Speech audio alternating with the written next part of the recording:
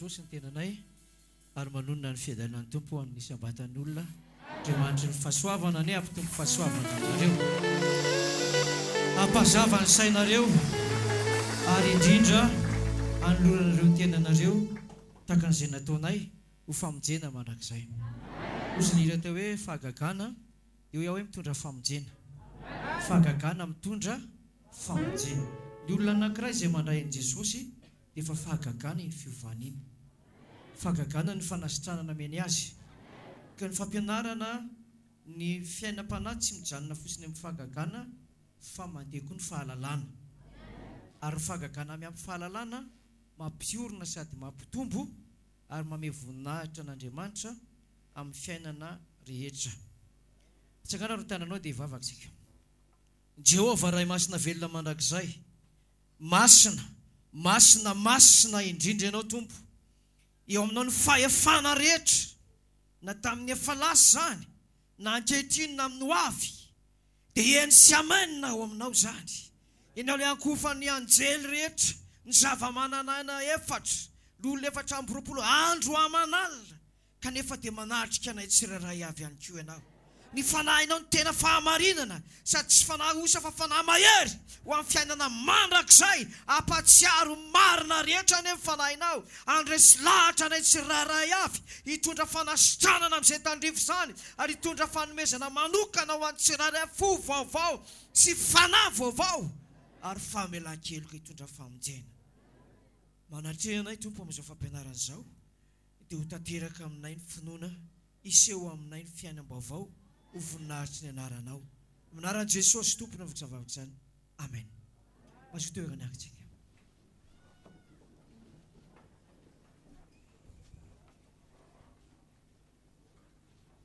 Miazakazaka dia miazakazaka ny andro vetivety dia tafaverina eto. Ohatran'ny hoe voafakimaly fotsiny tsika dia efa tamin'ny fakimaly tsika niona, kanefa ny ka efa herinandro andro fahavalo tsika vao miona indray. Ka dia mahafinaritra ilay izy rehefa miazakazaka ny fotoana iarahantsika amin'ny soratra masina. Mieritreritra izay amin'ny programan'ity batisa ity fandaniana-pinoana ity fa mety fito sabata miala tamin'ny herin'ny androany no ho tanterahana ny batisa. Daty fotsiny zany fa tsy tena hoe izay ilay izy. Mety misy ho lasa aloha, mety misy lasa tara, mety ho tanteraka amin'io daholo nefa n'ilay izy. Izany hoe raha ho tanterahana fito sabata ny batisa dia ny fahamarinana fototra izay miteraka fiovam-po, miteraka fibebahana, indrindra fafinoana. Raha feno izay telo izay, fankatoavana ny didiny manaraka azy, raha feno izay fotoana izay dia azo atao batisa ny olona. Ianareo nefa tsy niara-tonga tato izao tamin'ny herin'ny androany, tsy nahita an'ireto olona ireto ako fa zokizoky olona ny tadidiko ny teto. Dia atsy amin'ilay lahatso koa izao tazako hoe tsy teto tamin'ny herin'ny androany. Izany hoe raha atao batisa amin'ny afaka fito sabata tamin'ny roa lasa zay, roa lasa ray zay, ray roa androany zany, ka tsy mahafeno an'ilay fepetra hoe teo foana zany présent foana, dia mety sarosarotra ilay andraisana azy eo amin'ny batisa. Amin'izao fotoana izao mantsy raha tsy mitovy amin'ny tamin'ny andron'i Jesosy. Tamin'ny andron'i Jesosy tsy nisy fivavahana fa tsy anankiroa, dia ny azy sy ny jiosy fariseo, ary ireo mifandramatra. Fa ny olona zany na makany amin'ny Jesosy na makany amin'ny fariseo dia samy sabatista, samy tsy mihinan-kisoa, samy jiosy, samy voafora, fa saingy ny Jesosy nankalan'ny reto fariseo reto satria niteraka fiovana. Dia nihevitra ny fariseo sy ny sadoseo hoe analan'ny olona amin'ity fivavahana ity Jesosy. Tsy izay ny tao anatin'ny programan'i Jesosy fa apiditra n'ilay fivavahana ao anatin'ilay olona mivavaka amin'ny zanak'ondry. Satria Jesosy ny tena zanak'ondry, fa ny jiosy mbola nanao zanak'ondry arabaky teny, mbola le manao sorona. Dia fa tonga izy dia ozy izy hoe indreo izy ny tena zanak'ondry n'Andriamanitra, tonga hanaisitra amin'ny fahotana izao tontolo izao. Dia tezitra ny jiosy dia nanomboka nisy problème. ka zay niova fo teo amin'ny fotoanan'i Jesosy tsy mitovy amin'ny antsika izao satria tamin'ny andron'i Jesosy izy niova fo dia teo Jesosy 3 taona sy tapany izy niaraka tamin'i Jesosy foana. Hainy daholo zany ny astuce rehetrarehetra sy ny fampianarana rehetra fa ny antsika ty zany mino le olona androany ataotahorana amin'ny herinandroany mety latsaka le finoana, mety latsaka lay andinindiny soratra masina zay mampiorina tsara an'le finoana. Noho izany aza dia ilaina mihitsy ny mahafeno an'ilay dingana ny fanarantsika amin'le hoe atonga n'ilay batisanao latsapaka tsara finoana miaraka amin'ny fahalalana mba hiteny ianao amin'ny fotoana rehetra manao hoe fantatro izay inoko, tsy hoe le anarana Jesosy fotsiny fa ny sitrapony Jesosy mba tsisy ho very na dia iray aza ny amin'izay natolotr'Andriamanitra azy. Ka manasa anareo mahereza mamaky baiboly. Ny baiboly ny mpitondra baiboly ny mpianatra soratra masina raha ny tena marina dia maloto be. Ity ny maloto be voalohany eto satria mamadibadika an'ilay izy foana izy. Dia ao anatin'ilay baiboliny ao misy lokoloko maro. Raha vao mahita famonjena izy hoe rahan'i Jesosy mamela heloka dia lokony menamena dia arahany daholo zay misy hoe Jesosy tianao famonjena menamena. Misy ny sasany amin'ny didy mangamanga, dia misy ny tsipitsipika stylo, misy tsy mana crayon de couleur dia stylo menamena ny anipizany tsipiny amin'izy. Ary ity zao baiboliko faharoa ty izy kasi ty soa maloto be mihitsy ty, hita hoe miasa le baiboly. Tamin'ny fivavahanareo taloha madio foana le baiboly, tsy misokatra mihitsy menamena doro, vava volamena mandra-pahafatin'le tompony, le vava menamena ohatran'ny lokomenin'le tompony, tsy miova mihitsy. Fa ny ato zany mahagaga ihany raha ohatra ka fa heritaona ianao mivavaka ato ka mbola vava volamena le izy na lokomena, fa mila mivadibadika io. Reny zany nahitandry mpampianatra pastera parany hoe mianatra baiboly ty olo ty, baiboly mivelatra eo fotsiny, tsy mahasalam izay fotsiny dia fantatra hoe mianatra io, ty tsy mianatra, ty manoka. Zareo kaiky mivany io manoka le raha io dodingana reo. Eny ary tiaka ho an'i Jesosy tsika. Aniza ho azy any tena ataonareo zany. Ika mafy ho an'i Jesosy. Urakoraka ho an'i Jesosy. Panjaka sy panjaka panjaka. Tobo. Tsy ozy tompo. Tsy avelako isy very aminareo na singa ambolo azy. Tafiditra tsara amin'izany ny kokora zay. Tafiditra ny kokora zay ny sola. Na tsisy tsony azy ao dia fantatr'ilay olona, fantatr'Andriamanitra zay mahay mampaniry an'io fa misy kokora zay ho tongany. Za voalohany zao kely eo kanao io toroteny io sampana lehibe ny sampana kokora zay. Haitsika ve le hira nataon'ny zareo teo? Haitsika le andraindrainy eny. Dao tsangana atsika dia ataontsika izay hira izay. Zay mihina eo Jesosy dia hira mahafinaritra.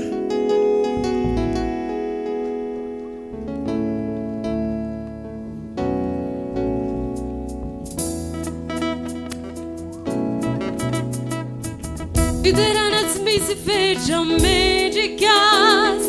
fiango fanarehetra dolory azy indraindranay ny Andriamanitra. Alleluia sy ny hosana mendrika ho azo fideranako mpatanane maty miakavanane indraindranay ny Andriamanitra. fiderana tsy misy fetra melikas fiakofana rehetra tolory azy aidraidranay aidraidranay Andriamanitra Alleluia sy hosana mendrika ho azo fiderana kompatanane mandimekavimekavanane aidraidranay aidraidranay Andriamanitra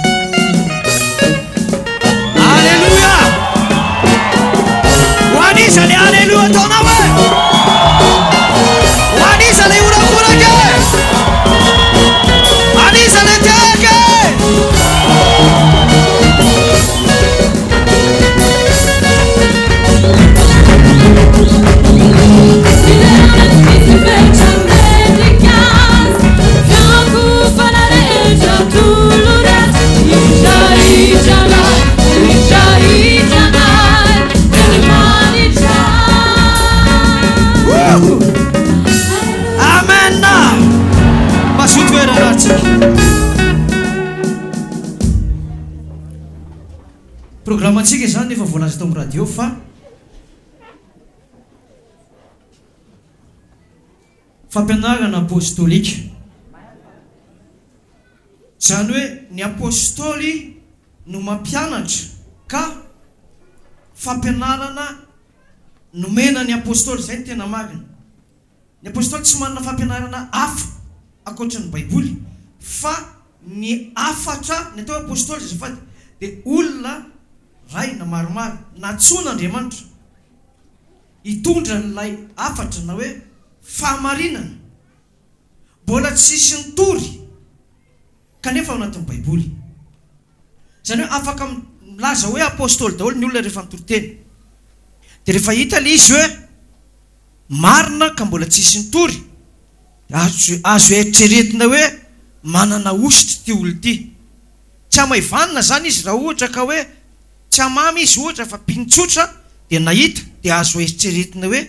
tsy lavitra nyity olo ty zany ositra zany satria sady marina le izy no ara-tsohitra masina tsy ny avy amin'ny Jesosy any anefa ny natao hoe apôstôly fa ny sandoka koa dia manana apôstôly. Nresantsika teto tamin'ny heriny androany dia ny hoe ny lehibean'ny fiangonana katolika na azo lazaina hoe lehibean'ny fiangonana rehetra eto ambonin'ny tany dia ny papa dia atao hoe apôstôly. Izy na hoe papa apôstôly satria ny fiangonany aza dia atsoina mihitsy hoe église catholique apostolique romane, tsy hoe de Madagascar na de France na hoe de la Réunion fa romane zany a firenena talohan'ny atao hoe Italie dia ny romanina no fahefana faefatra natanjaka indrindra teto ambonin'ny tany dia nivadika fivavahana dia io tazominy zareo hoe romanina io ka église katolika romanina io dia firenena ohatrany hoe république malagasy firenena fa ny azy tsisy faritany hoe atreto ny république malagasy, tsisy faritany hoe aty ny atsimo ty ny avarity fa ny atao hoe république romanina dia zao tontolo zao universel zay alehanao zany dia anazy daholy ary tsara na mametraka an'izao fa izy papa no mpanjaka ny mpanjaka na ataontsika hoe président des présidents porofony zany rehefa lany ny président anankiray amin'ny firenena anankiray ohatra hoe lanitsika le président anankiray zay voafidy eo dia efa mipetrapetraka tsara dia makany Vatican izy tondra fisaorana indrindra fa mitsodrano raha vao tsofiny paparano ny président vaovao ok izy zay raha vao edivany tsy raisiny zareo ny président izongozona ny firenena porofona zany fa apôstôly izy dia satria izy nanana fampianarana vaovao mbola tsisy nitory ohatra batisan-jaza ny batisan'olo dehibe nanomboka tamin'ny John apôstôly John mpanao batisa zany apôstôly manao hoe zaho izy manao batisan'ny rano fa le avy aoriako manao batisa amin'ny fanasiny hafa dia apôstôly zany John dia ny raisiny ity fiangonana ity zany le hoe batisa fa nataony hoe zazakely no atao batisa mba apôstôly azy dikan'izany koa ny apôstôly raha ny tena milafiny indray dia manana milanjan'ny apôstôly zany ohatrany hoe président de république ny apôstôly dia Jesosy zany apôstôly mpanjaka sady mpisorona be raha vao miteny zany Jesosy hoe eny dia eny teny izy hoe tsisy ho foana ny amin'reto lalàny reto na dia tendry tsoratra ray ary mandra-pafoana ny lanitra sy ny tany tsy maintsy tanteraka ireo mpanjaka izy miteny iny apôstôly izy miteny iny dia zay mandikany iny dia miady amin'ilay apôstôly dia Jesosy ka ity ianarantsika ity zany dia nentina tamin'ny hoe fampianarana vaovao mena n'ilay apôstôly dia toriny le apôstôly izay mbola tsisy nitory ametraka kely fantaniana ary raha tadidinareo le hoe inona ary ny resantsika tamin'ny herin'ny androany ny loha hevitra zany tiako lazaina inona izy io atsaka izay teto tamin'ny herin'ny androany mba azahozahoako tsaka an'ilay olona nanatrika teto tamin'ny herin'ny androany ato reto zany vaovao anankiroa ihany ray ny tsaka tsara hoe ato vaovao daholo zany ny akabeazanareo atsangany hoe le tamin'ny herin'ny androany ny lehilahy tamin'ny herin'ny androany mahafinaritra ka ametraka vakitsika ny tenin'Andriamanitra ao amin'ny Hébreo 7 Hébreo 7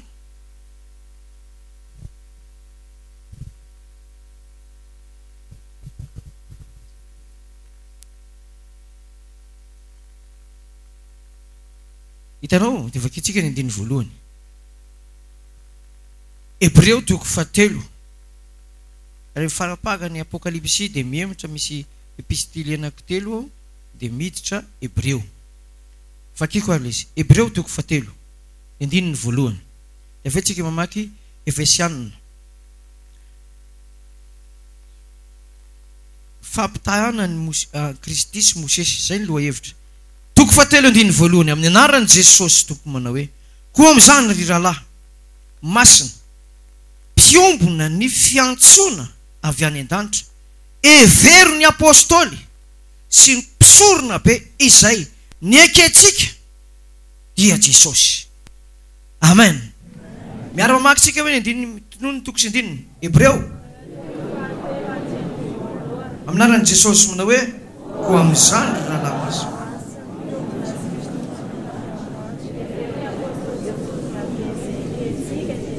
Eto zany dia mametraka tsara mihitsy ny mpanompon'Andriamanitra nanokatra anio fa tondra sarotra n'ilay ositra apôstôly Jesosy satria izy ny lehibe an'ny apôstôly sady mpisorona be. Vakitsika indray mandeha zany Efesianina toko 4. Mihemitra kely zany ianao. Efesianina toko 4.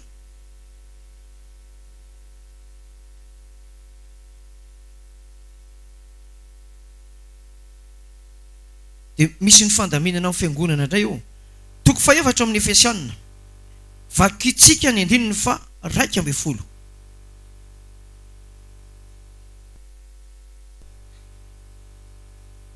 Rehefa hitanao dia vakiko aminaran'i Jesosy. Firy ilay toko sy andininy? Ity zany ety ambony tany, le vakitsika teo taiza moa any an-danitra. Ity ny ety ambony tany, ny andininy fa 12 aminaran'i Jesosy. Ary izy no nanome ny sasany apôstôly, ary ny sasany mpaminany, ary ny sasany evangelistra, ary ny sasany mpiandry sy mpampianatra ho fanatanterahana ny olona masina ho amin'ny asa fanompoana amin'ny fiangonana toezo, fampandrosoana ny tenan'ny Kristy, mandra-pahatonga antsika rehetra ho amin'ny firaisan'ny finoana sy ny fahalalana tsara ny zanak'Andriamanitra ka ho lehilahy lehibe mahatratra ny ohatra ny alehibe ny fahafenony Kristy. Raha ny an-danitra ary Jesosy mitondra ny anarana hoe apôstôly mpisorona be, dia ny ambonin'izay mpanjaka ny mpanjaka sy tompony tompo, dia napetra ny taty amin'ny fiangonana io rafitra apôstôlika io, satria ny fiangonana dia voalaza hoe tenan'ny Kristy ihany. Ka mba hatanteraka sy hampandroso an'ilay fiangonana dia izy no nanome ny sasany taminareo apôstôly. Izy no nanome fa tsy ny olona no mifidy. Izy no nanome an'ilay apôstôly hoe izy dia manaraka an'ilay apôstôly dia inona? Mpaminany. Reo apôstôly sy mpaminany reo zany amin'ny maha olombelona dia mitovy amin'ny rehetrarehetra ihany, nona, matory, fadiana, miazakazaka, mieritreritra, fidietana, marary nify, ohatran'ny olona rehetrarehetra miteraka koa ary. Fa Andriamanitra no nametraka azy, ny fidy azy dia nanositra azy. Le apôstôly zany sady manana an'ilay fahefana manidy na manokatra. Zay dinao aty ozy izy dia atao anao dinany. Zay vahanao aty dia vahanany. Raha amin'ny fampianarana zany. Ditsika zany miraikitra tsara zany le sabata aty, dia raikitra tsara any. Vao vahatsika le izy hoe tsika sy manao sabata tsontra ka fa mety daholo, dia kosehan'ny tompo le any. Le sabata tsy miova fa le fanaovanao azy tonga dia soratany tsisy tsondreto le. Noho izany aza raha mianatra batistsika, mianatra fandaliana-pinoana, dia tokony amantatra tsara reo anjara asa ampitombo, ampiorona, ampandroso ny mpino. Mba tsy ho tompotrano mionona manana baiboly tsy mahalala ny sitrapon'Andriamanitra. Tokony ialana mihitsy zany le fotom-pisaina taloha hoe izay kristianina mitondra baiboly miditra amin'ny 7 mirava amin'ny 1:10, izay ihany tsy mety zay. Fa rehefa tonga ho amin'ilay tena famonjena ianao, le fahamarinana mitondra famonjena, dia ozy ny tompo mahadiso hevitra anareo kosa ozy raha ohatra ka tsy mahalala ny soratra masina ianareo na ny tenin'Andriamanitra. Izay no mahatonga ny fiangonana apôstôlika mampianatra tsara ny soratra masina. Amin'ny fotoana ny dia indraindray zay mahita hoe ohatra apôstôly misy rahalahy tonga any amiko ohatra miresadresaka dia adiniko sohatra masina izy azavoaka ilay rahalahy ohatra n'izao dia mampahery anay ilay izy satria tafavoaka n'ilay rahalahy tsara ilay fampianarana dia mandresy lahatra zany mandresy lahatra anay zany hoe tafapita zany ilay fampianarana matoa gaisy ny tioty misy kosa zany tena zero boribory misy tena hoe eo amin'io mihitsy azo mianatra an'ilay izy dina ny anaranao io amin'ilay voatsotra ka misy pejy manomboka voalohany ka hatramin'ny farany ilay izy mantsy efa ny tena dinina sarotra be ilay fiainana koa masy tena nanahirana tsy maizy zany ka noho izany aza dia mba tsy hadiso hevitra dia atsangana ny fampianarana sokatra masina alohan'ny idiranao amin'ny batisa ny fibebahana ateraky ny rano indray na ateraky ny fanamasina dia mila vontony sokatra masina efa mandray vavaka efa resy lahatra fa niala daholo na sigara na paraky na ny fahazaran-dratsy rehetra raha misy olo amin'ny Kristy dia ahoana izy teo olom-baovao maninona ozy izy efa lasa ny zavatra indro tonga vaovao izy raha ohatra ianao ilahatra batisa amin'ny fotoana nefa tsy tafiditra tsara ilay fibebahana mbola miady ohatra hoe tsy haiko mbola misy hoe mifoka sigara ianao zany dia efa hoe dia za zany tsy mahazo mifoka sigara pastera parany koa rehefa hiteny an'io tena tsatsaingo ka misy tena dia maranidranitra misy tsy mahazo mifoka sigara za zany tsy mahazo mifoka sigara dia ty ilay sigara zany ohatra hoe ty ilay sigara ty moa zany dia tsy azo foana misy marina mafy tsy azo foana petra alahelo fa tsy azo foana tsony mampalahelo tsy azo foana afaka ve ny olisa tsy afaka tsy afaka iny tonga any amin'ny hôtely inona ny ianareo ao jerena karta ay misy kosoa ato anareo tsy azo hanina koa ty kosoa ty moa zany nefa ny tena tsy azo hanina afaka ve sa tsy afaka iny tsy afaka le rava le mpiara-miasa zany da aloha mba hananina kely asy dia lasa ny makamaka sisiny ireny dia misotro labiaka ny mipetrapetraka eny amin'le terasy ireny dia za aloha hiaraka aminareo fa za tsy misotro tena tsy misotro sady mijery za aloha tsy misotro traisy asteraparany amin'io tena saroto fa tena tsy misotro mihitsy tena tsy misotro marina tena tsy misotro dia sady niraisiny izy za aloha tsy misotro fa mirasaina aminareo fotsiny fa tsy hisotro fa pasteraparany masy manao an'io tena izy pasteraparany io tsy azo misotro pasteraparany afaka ve le olona sa tsy afaka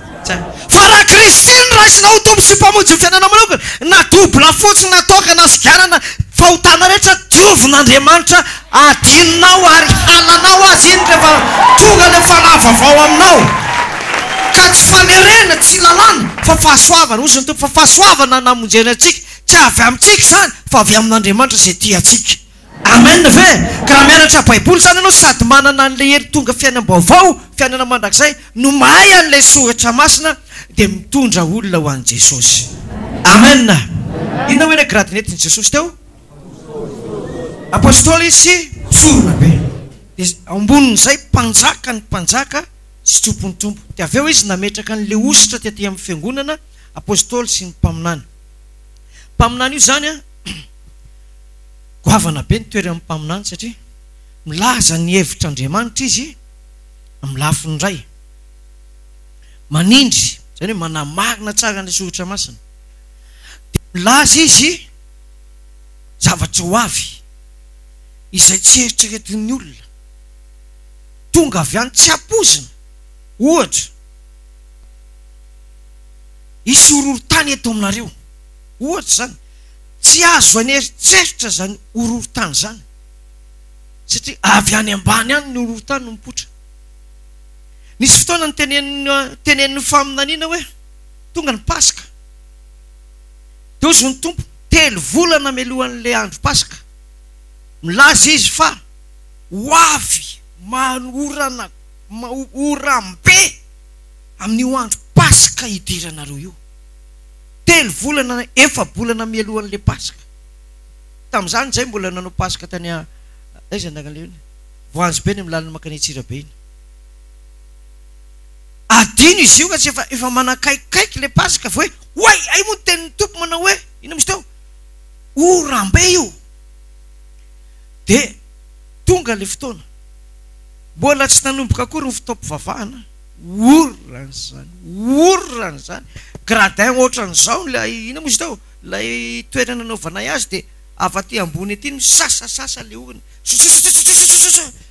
ny olona rehetra tena eo daholo mitsangana tsy hita zay atao petraka trotro zaza amin'izany rakofana ny zaza alina be le izy fa mijanona otsaka daholo ny olona rehetra na nadino ny tondra elo satria elaela le izy ny zavatra nagaga tamin'izany nefa ranabavy tsy nisy olona naharary na zaza naharary na de ray aza na mena vava tonga tany satria tompona namarina n'le orana ary niaro an'le fiangonana amen ve zava-mahagaga zany ao anaty fiangonana milaza an'izany ny tompo fa tsy hoe bitsibitsika tasy taroa faharoa roa taona heritaona nanaraka zay dia niteny ndray koa ny tompo amin'ity pasika idirana ko ty dia anorana oram-baratra ny eo amin'io toerana anaovanareo azy io efa nanomboka ny eritreritra dia ahoana indray zany dia ahoana 5 volana melohan'le fotoana efa volana alohan'le fotoana no miteny izy dia ny tena moa zany ohatrany hoe andao aloha verifieny sao dia nakany amin'ny sampandrara mijery ny toetrandro any amin'ny météo azafady tompoko za anao azao nao lasy saika amin'ity daty ty mba tsara izy amin'ny andro alohan'io kely ny arina kely teory paster ao tsara mihitsy tena tsara ny andro ok tsara ny andro masinina milaza hoe tsara ny andro météo koa tsy mandanga rehefa nytena izy hoe balika ny masoandro dia maninona tokoa misy erikelika dia maninona koa misy oroambaratra dia maninona koa fa izy dia nitena hoe tsara ny andro fa mifaminenina miteny hoe oram-baratra dia za mivadiko tsy mahafantatra hoe za macontrôle n'le izy fa za mahafantatra hoe tsara ny andro ny faminanina miteny hoe ratsy oram-be ny andro amin'ny efatra ariva alohan'ny andehanana ny pasika doboka ny varatra ny dodambony hoy a marina le faminanina tonga ny orana tao anatin'ny 10 minitra rakotra ho mainty ny mosy teo lanitra ny rahona mivadika mainty arakaraky ny andehanana ando am'izay tsika andeha hamonjy an'le pasika ora mbola tsy orana fa mitrotroka ny orana tonga eo amin'ilay fanaovana pasika latsaka ny orana raha miteny ny faminanina hoe ianao dia lasa ohatran'izao dia mino fa ambininy ianao zay raha miteny ny faminanina hoe ohatr'izao misy olona tonga aminay zay ivady atsay tena mety tsamy bogosy fa tsy mety nareo raha mivady sahirana raha mivady ok ty anaka ka zay na rehefa mifankaty efa vita mifankatiavanareo fa fanambadiana ny tompo tenen'ny tompo hoe tsy mety eny sotra to voamay zareo miaraka tonga amin'izay fa fahatezeran'Andriamanitra potika le olona miara-miasa zany lay apôstôly fampianarana sy faminanina ihany koa sy ny fanomezam-pahasoavana rehetra sy ny mpaminany ato amin'ny FM fois manana an'izany sy ireo rafitra samihafa atonga ny fiangonana ho tafapetraka tsara vakitsika ary le idiratsika lay fotoana androantsika zany dia jereny atao hoe ny famonjena ny tany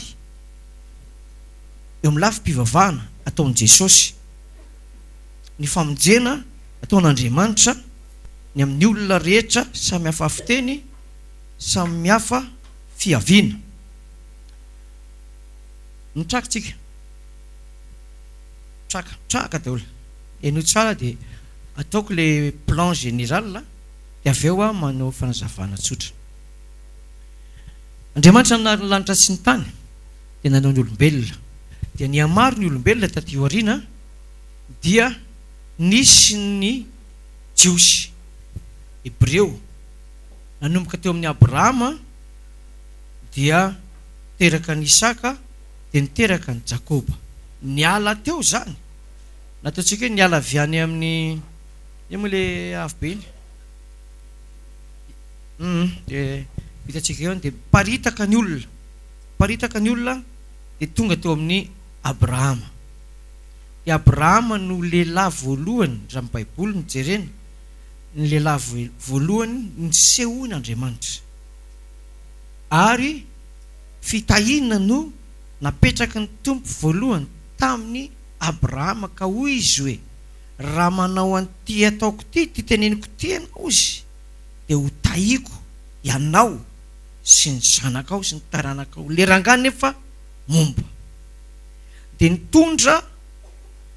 fanatitra izy dia nomeny tompo fitaovana arivariva tsy hoe arivariva fa ny andro no avavy dia tondra izy dia niseho teo aminy Jesosy izy hoe Jesosy amin'ny endrika mpisorona be antsoina amin'ny anarany hoe Melkizedeka dia niseho taminy izy dia neken'Andriamanitra le zavatra nentin'ny Abrahama dia mbola Abrahama foana zany narahany tompo dia niteraka ny Isaka izy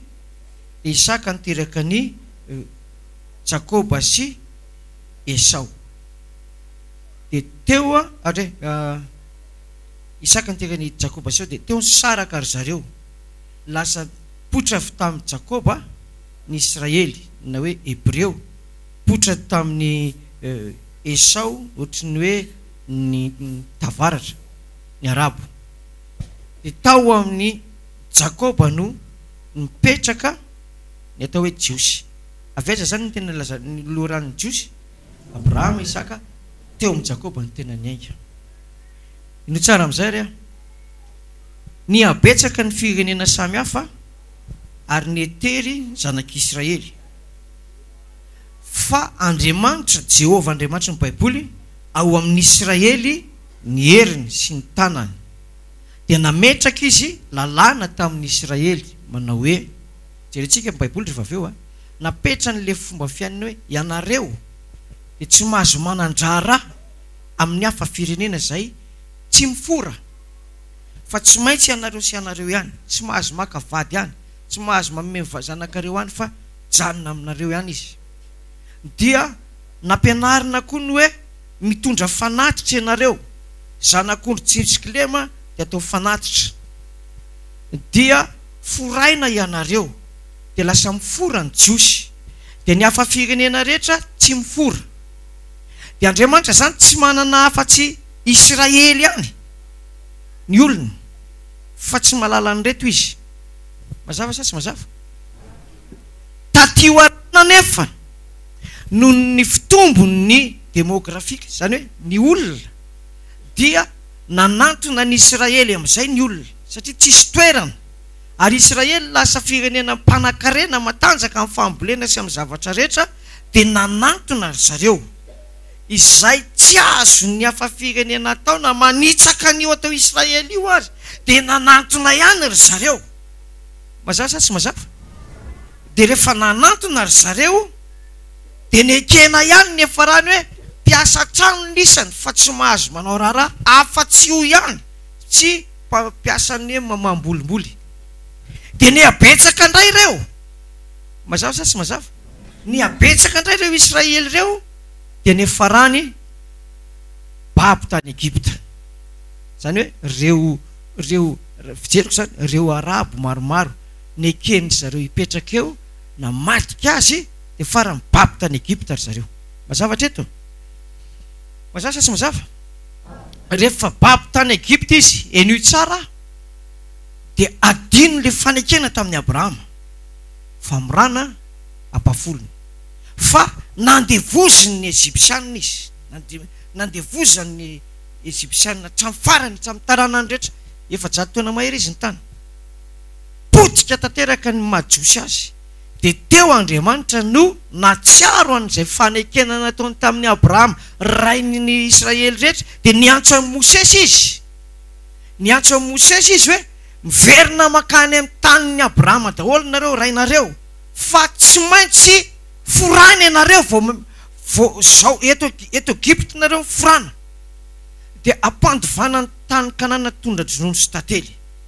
dia natsiaro Mosesy hoe ay mo manana ny Abrahama ho raina izy dia nresahana ny olona dia resy lahatra ny Israely rehetra dia hiala tao dia mandeha ny tantara tafapitany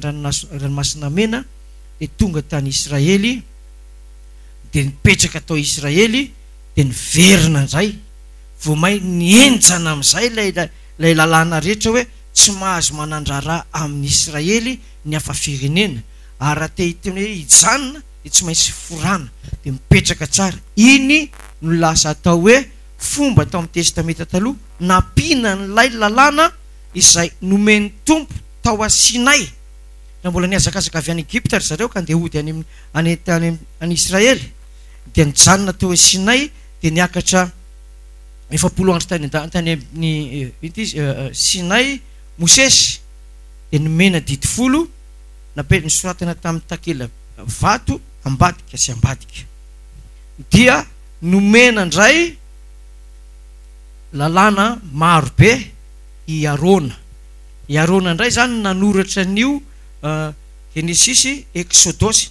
nanomboka tao amin'ny Exodosy, Levitikosy sy Nomery, dia nisoratany izy misy teo Arona lalàna fomba fiainana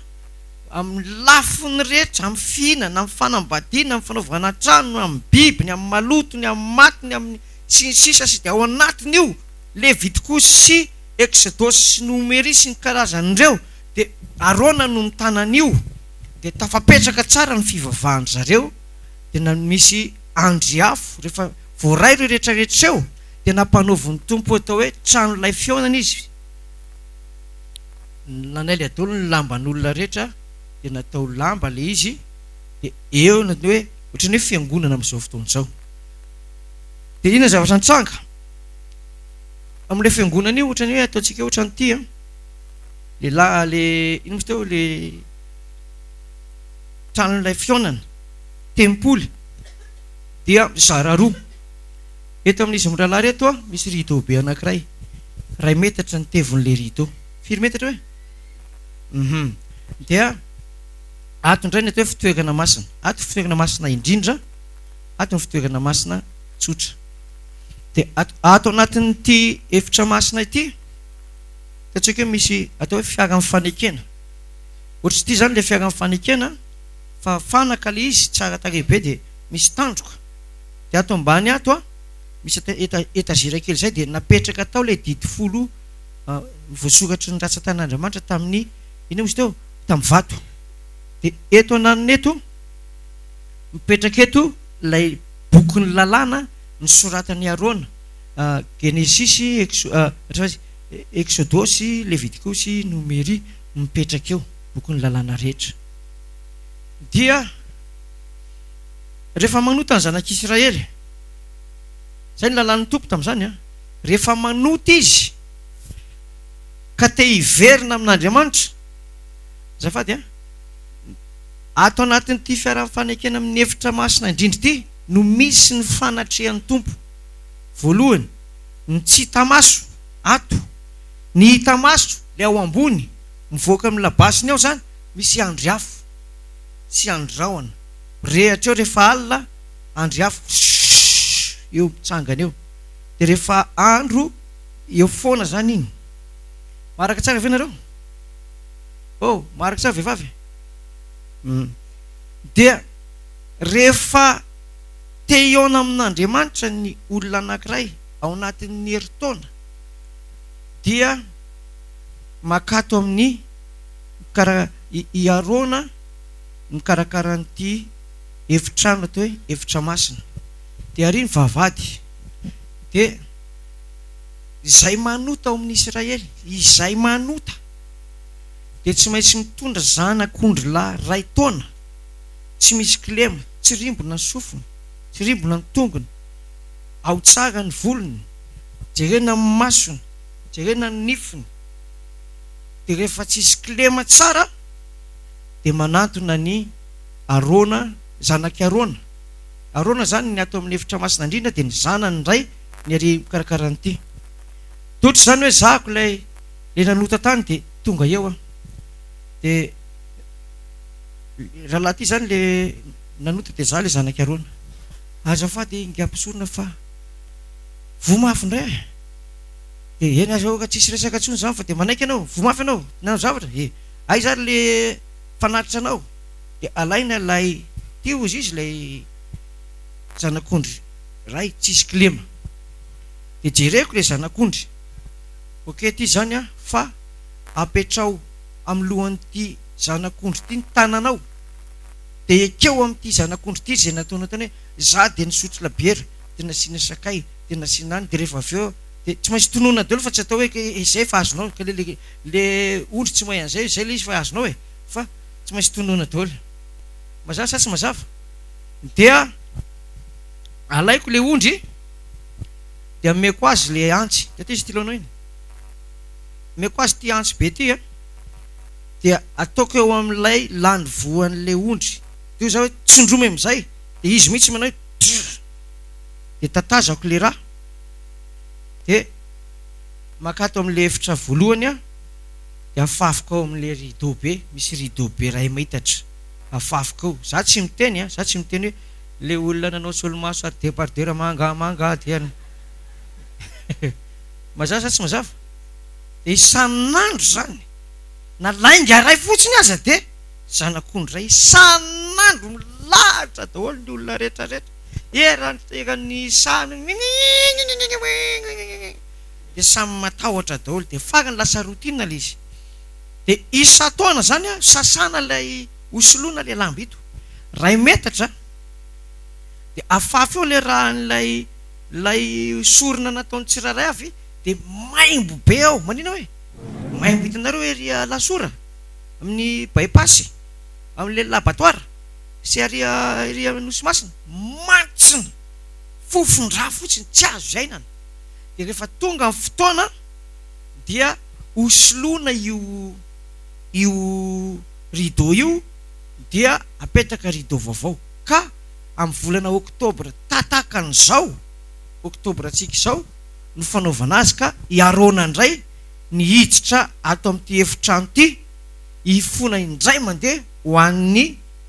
Israely rehetra isa-taona zany dia ohatran'izay foana rehefa tonga le oktobra dia anakiroa ny ondry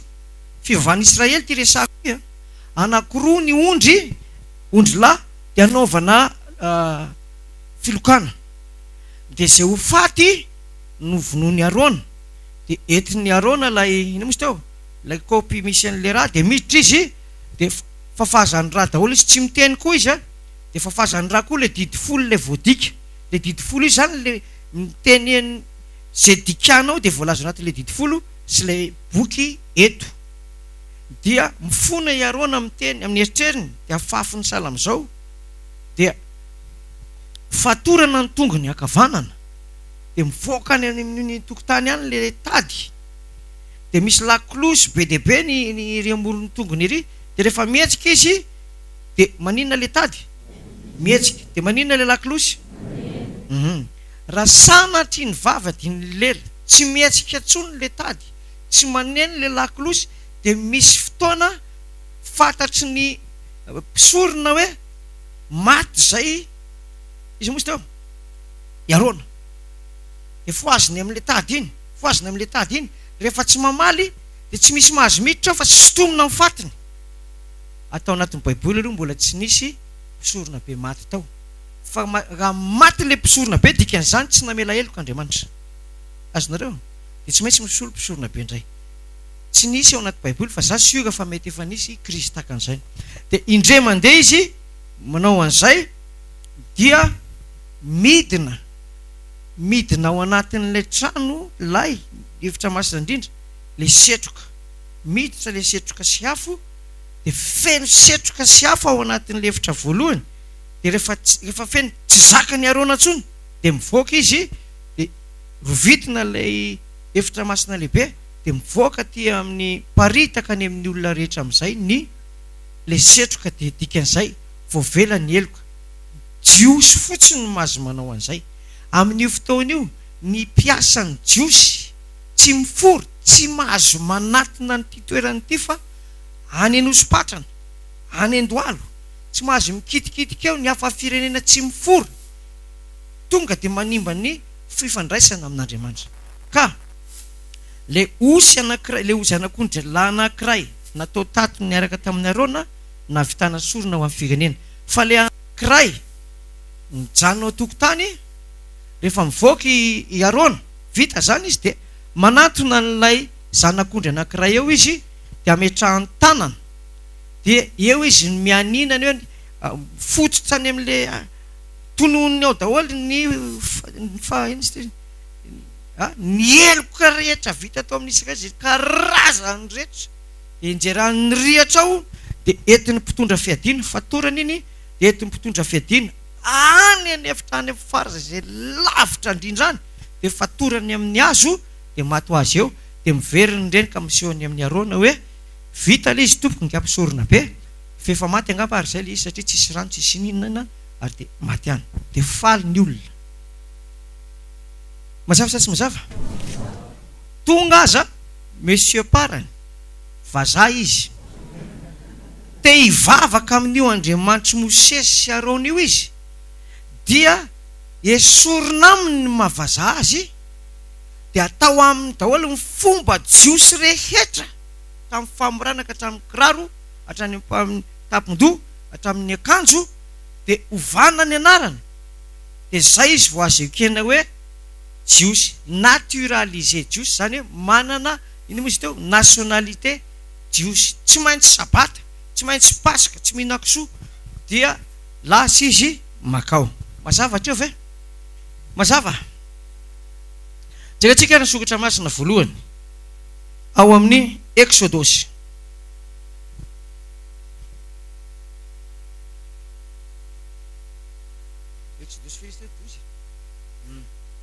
roambe folo amin'ny Exodus any an-trano zany nareo tsara mamaky tsara an'izy ity rehefa tonga amin'ny Exodus toko faharoambe folo zany misy ny fomba anankiray idirany andraisan'ny Israely ny hafa firenena zay nilazaintsika teo toko faharoambe folo any an-tranonareo mamaky any lalan'ny Pasika ny loza folo sy ny Ezipta fa ato amin'ny andininy faha 17 misy momba ny lalan'ny Pasika zao le izy ary Jehova tamin'ny Mosesy sy Arona izao ny lalan'ny Pasika tsisy olona hafa firenena hihinana azy ary ny andevolahan'ny olona rehetra izay novidim-bola dia ofrana aloha vao mba mihinana ny vahiny sy mpikarama tsy mba hihinana azy ao an-trano iray nihinanana azy tsy ao anatony tsy amoahana eny alan-trano akory ny hena ary tsy isy ho tapahinareo ny taolany na de iray azy ny fiangonana dia ny iray Israely rehetra hitandrina zany 44 tsika zao 8 ary raha misy mivahiny eo aminao ka mba te hitandrina amin'ny Pasika ny Jehova dia aoka ofrana ny lehilahy rehetra eo aminy vao manantona hitandrina izany ka ho tahaka ny tompon-tany ihany izy fa ny tsy voafora rehetra kosa dia tsy mahazo mihinana izany lalàna iray no any tompon-tany sy ny vahiny izay mitoetra eo aminy mazava ve raha tonga zany ianao vahiny reto zany a Israelita reto vahiny nareo Israelita de ozy reto zay mba te hivavaka amin'ny Pasika anareo de vavaka aminareo mihitsy zay Andriamanitra reo de ozy izy ny pasterato raha anao an'izany ary ianareo de tsy maintsy firana daholo ny lehilahy rehetrarehetra ary tsy maintsy manao zay fanaonay ary tsy mahazo miverina amin'ny mafirenenanareo taloha intsony manaiky nareo manaiky de firanireo amin'ny andro Pasika de ampidirina Pasika de mandray an'le Pasika ohatra amin'ny fanaon'ny Mosesy dia fonatreo mahoe ohatra hoe frantsay andreto fa tonga de lasa jiosy lasa sabatista lasa tsy mihinan-kisoa lasa manao ampafoniny lasa manao Pasika Pentecosta sabata voaloham-bolana sy ny firavoravona rehetra adino any mihitsy ny hafa firenena azy mazava sa tsy mazava zay zany a no jerentsika hoe rehefa aiza inona ny zavatra nataon'i Jesosy hahatonga ny zao tontolo zao hanana anjara amin'ny Pasika any hanana anjara amin'ny fiainana mandrakizay fa tamin'ny voalohany jiosy ray de hafa firenena hafa fa amin'izao fotoana zao hoy ny soratra masina hoe hotoriana amin'izao tontolo zao ity filazantsara amin'ny fanjakana ity vao manina ozy izy tonga ny farany ka hojerena zany hoe ahoana ny hevitr'Andriamanitra sy ny sitrapon'Andriamanitra amin'ny famonjena ny hafa firenena atonga azy andova amin'ny fiainana mandrakizay tahaka ny jiosy. Ka ity le 43 ity dia hoe tsy misy intsony jiosy na jentilisa lalàna ray ihany tamin'ny andron'ny Israely, fa rehefa tonga tamin'ny andron'i Jesosy dia lalàna ray ihany koa zany no atao na ho an'ny jiosy na amin'ny hafa firenena. Mazava ve sa tsy mazava? Eto zany tsika no mijery ny atao hoe Jesosy mpisorona be. Inona hoe jerentsika? Ka izy sisa eto tsika zany mijery an'le Jesosy mpisorona be. Zavaiko vetivety le izy sady mampatsaka kely ny lazaina teo. Iza hoe le makato amin'ny efitra masina indrindra ka manao an'le fanatitra raha iza isa impy isa taona indray mandeha isa taona ho an'isa Israely rehetra tafiditra ao anatin'izay koa ve ny vahiny ka manaiky an'le lalàna mahazo an'le fanavotana avy ato ve isa tsy mahazo? Mahazo. Lalàna firy zany mifehan zareo ray ihany ho an'ny jiosy sy ny ina misy teo i Jesosy nefa zany tsy ho tonga ho an'ny Israely fotsiny fa ho an'ny zao tontolo zao. Mazava sa tsy mazava? Ary ny tanjon'i Jesosy dia atongava ny filazany tsara any amin'ny faritra rehetra, fokom-pirenena sy ny samy hafa fiteny rehetra. Izay vao mahazo vonjena ny olona rehefa mino an'i Jesosy, na ny Anglia io, na ny Angletera, na ny farifangana, na ny vohibe, naiza dia tsy maintsy toriana mba ino an'i Jesosy le olona. Azafady, tamin'ny andron'ny apôstôly aza dia mbola velona be mihitsy, tena velona le hoe tsy mahazo manandrara amin'ny hafa firenena ianareo. Mazava sa tsy mazava? Ary ny hafa firenena manana le lalàna koa fa voatery izy ohatrany hoe nanjana tany ny Romanina ara-maramila sy fahefana republikanina na nitsahany zareo ny zanak'Israely fa nitazominy fotsiny hoe tsy mahazo makany amin'le Israely fa zareo Italiana na Romanina no afaka midominina. Ohatra nanana kapiteny Romanina zay tao a Jerosalema narary ny zanany. Iza hoe le kapiteny Romanina? Kapiteny Romanina anankiray dia nahita ny Jesosy izy dia ozy izy tamatsy an'i Jesosy mpampianatra Jesosy marary ny zanako laosy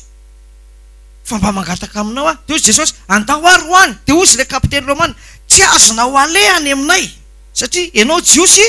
zay Romanina. Mazava sa tsy mazava? Dia ozy Jesosy lehibe fa tenena fotsiny anao ozy le kapiteny Romanina dia ho sitrana zanako. Dia ozy Jesosy lehibe ny finoanao mandehana sitrany zanakao. Tonga tany an-trano le kapiteny Romanina dia nanino misy teo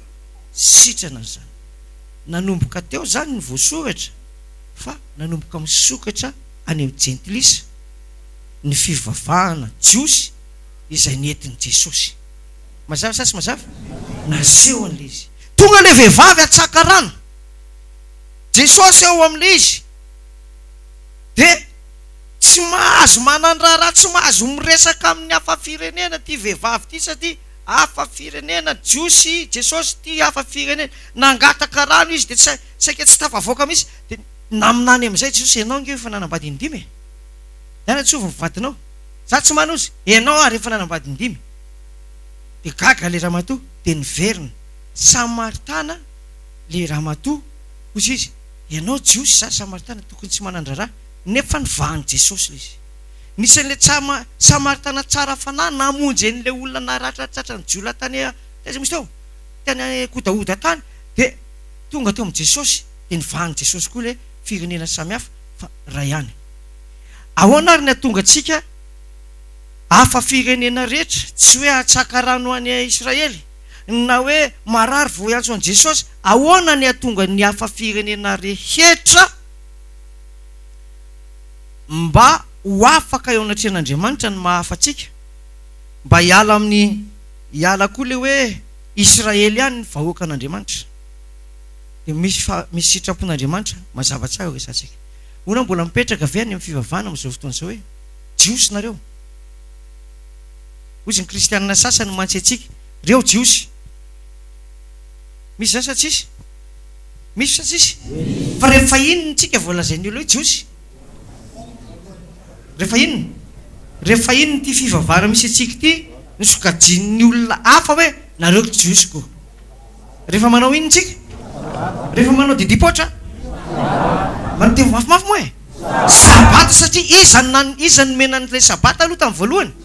jiosy ny menan'ny sabata ary ny jiosy tsy mahazo manana ino misy teo raha amin'ny hafa firenena dikan'izany tazomin'ny jiosy ho anazy le izy dia rehefa inona koa tsika no jiosy rehefa tsy mihinana biby maloto tsika dia inona zay tsika jiosy ato anaty baiboly nefa tsy izay ihany no majiosy ny jiosy sy ny majentilisa fa tena firazanana mihitsy hojerentsika ary zany any ny fomba nataon'i Jesosy faketsika ary amin'ny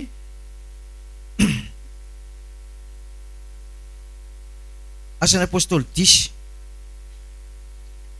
asan'ny apôstôly 10 efa fantatrareo fa niseho tamin'ny apôstôly Petera ny fahitana avy any an-danitra ka biby maloto ray manontolo ny tao anatin'ilay lamba nidina avy any an-danitra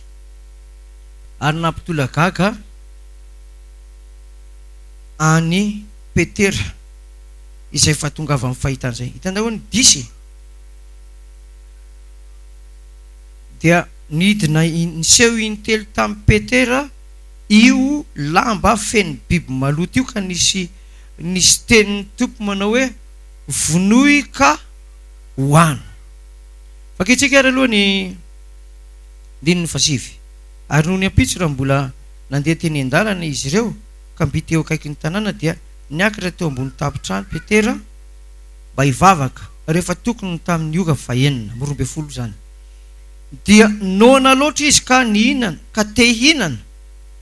fa raha mbola nataony nahandro dia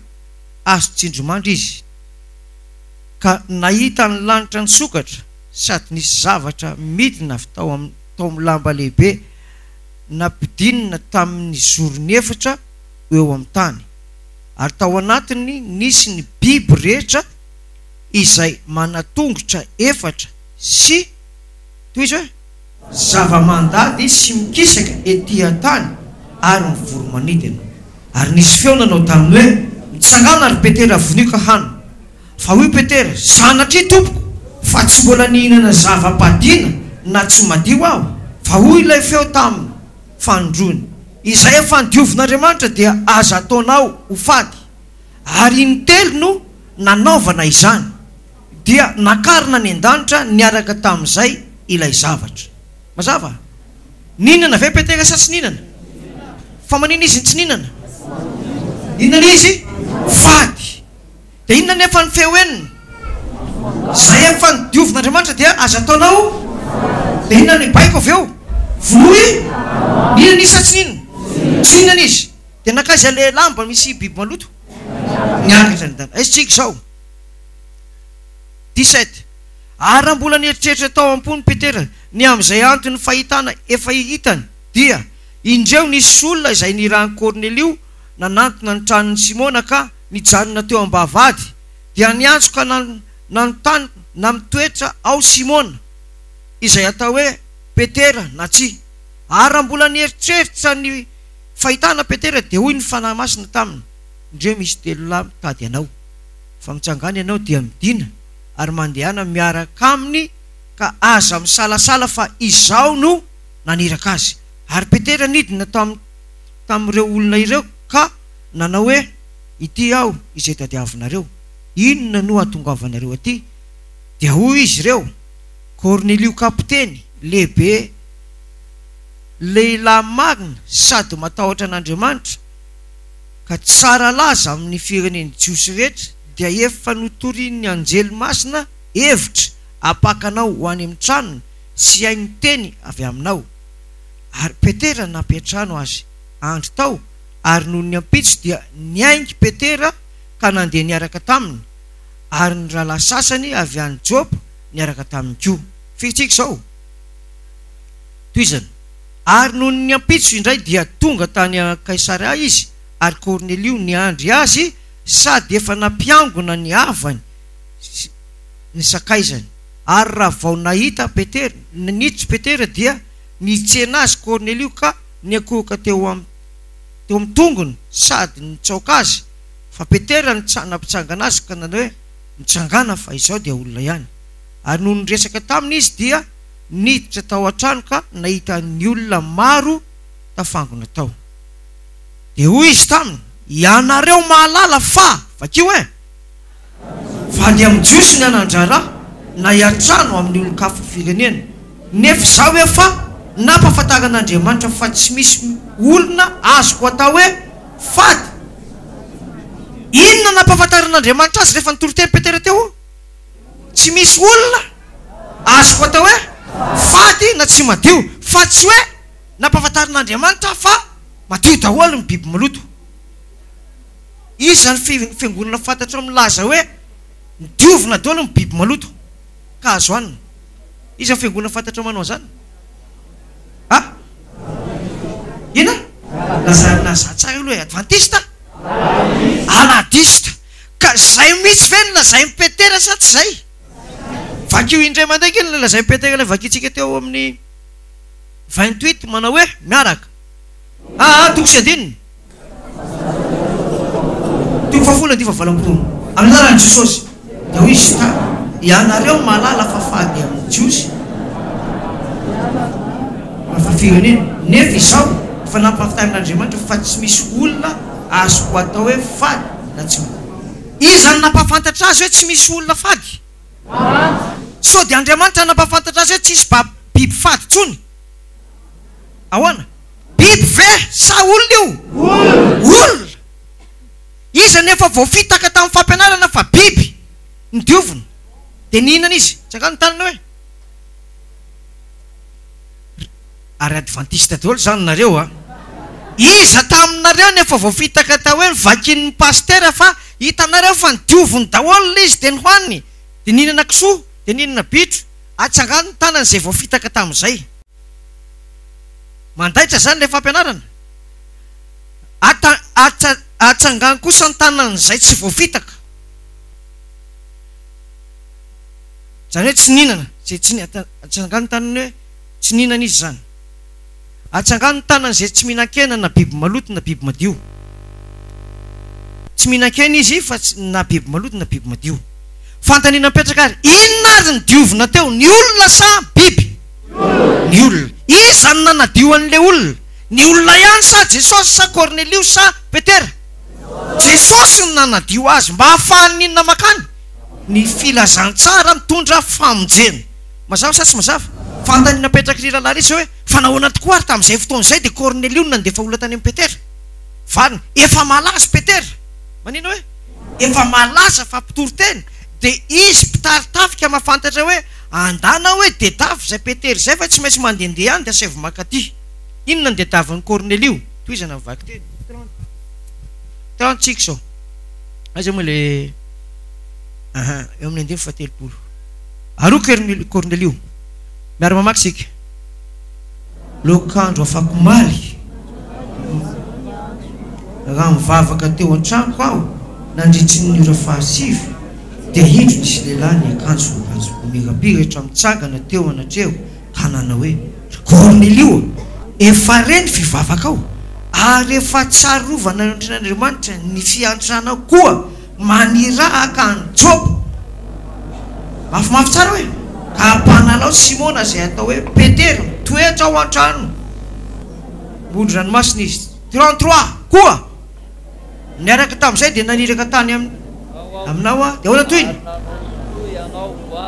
ho ankehitriny izay mafimafy hoe ho ankehitriny izahay rehetra dia efa eto anatrehan'Andriamanitra iaino izay rehetra nandidinitra mazava ve sa tsy mazava biby maloto reo sa inona toy izany ary mivaky teny raha olona aitsika zao ary Petera nylobavaka nanao hoe miaraka hitako marina tokoa izao fa tsy mizatavan'olona Andriamanitra fa amin'ny firenena rehetra izay olona matahotra azy ka manao ny marina no akasitrahany ianareo mahalala ny teny izay nampitondrana toriteny soma milaza fiadanana amin'ny alalan'i Jesosy Kristy izy ny tompony zao rehetra zao dia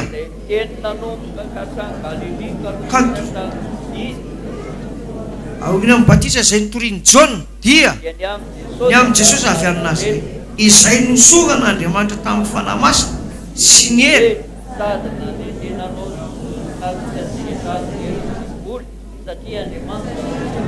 39 mafimafy ary izay izy dia novonoana nantony atao amin'ny azo mafimafy 40 ka amin'ny andro fahatelo ka nasehoany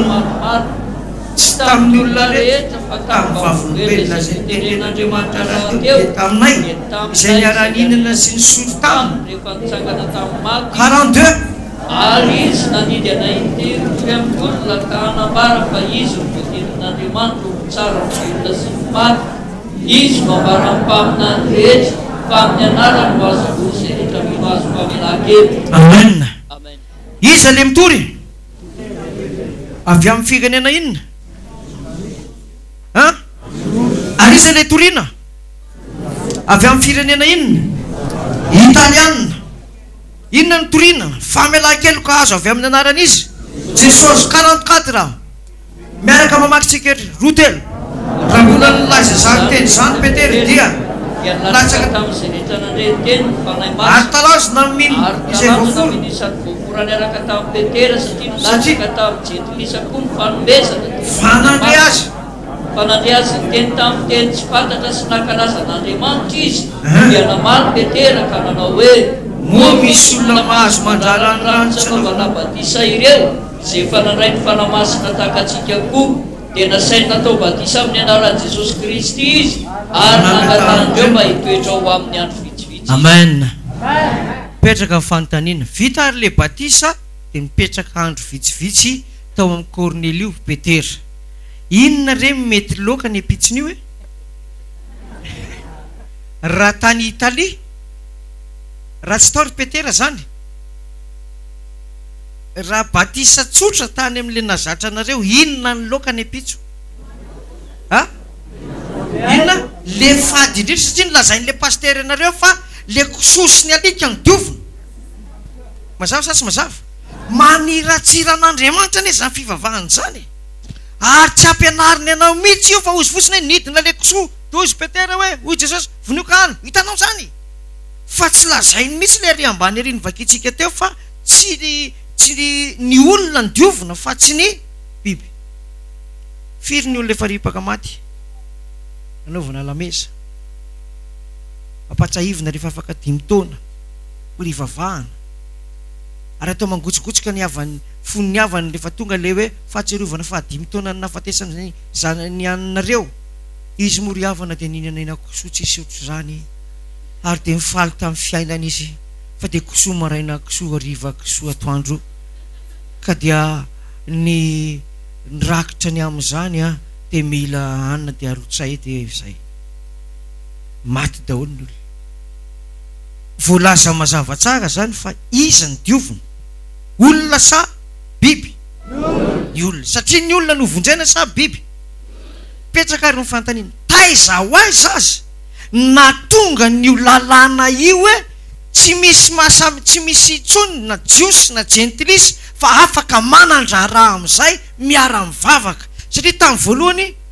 misaraka sa tsy misaraka ary Andriamanitra mihitsy ny nampisaraka azy hoe tsy mahazo manandraraha amin'ireo anao raha mitady asa aminareo ny andevon'ireo atao andevo izy dia firao fa ankoatran'izay tsisy ninona azo atao mihitsy dia eto nefa Petera nilaza mihitsy hoe ankehitriny dia hitako fa tsy misy olona azo atao intsony hoe fady zany hoe rava le gentilisa fa lasa raha ihany na jiosy na gentilisa ho jerentsika zany ilay etsika nisy na tonga an'io fampihavanana ataon'i Jesosy io ka ahafahan'ny filazany tsara makaty amin'ny hafa firenena ira anankiray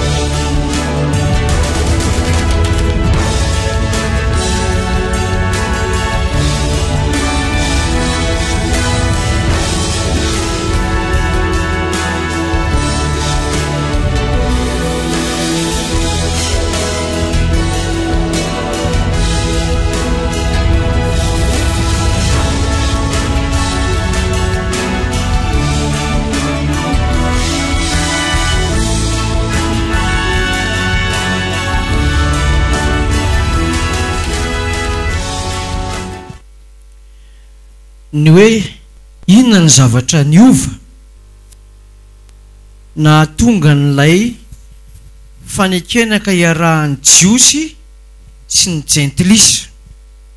ary indrindrandrindra no nanomezana n'ilay fanamasina tamin'ny olona hafa firenena. Raha fitiana nefa tamin'ny voalohany dia ny jiosy ety an-daniny tsy mahazo manandrara amin'ny hafa firenena. Ny hafa firenena tamin'ny fotoanany raha te hanandrara amin'ny jiosy dia tsy maintsy forana ny lehilahy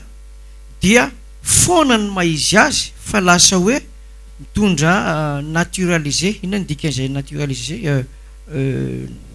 Mitondra zoam-pirenena jiosy rava momba azy. Taty aoriana nefany lasa nahazo batisan'ny fanamasina ny hafa firenena, indrindra fa avy amin'ny antokony italiana na hoe romanina tamin'ny fotoanany, ka natonga n'izay hetsika na hoe famindrapo lehibe zay no jerentsika.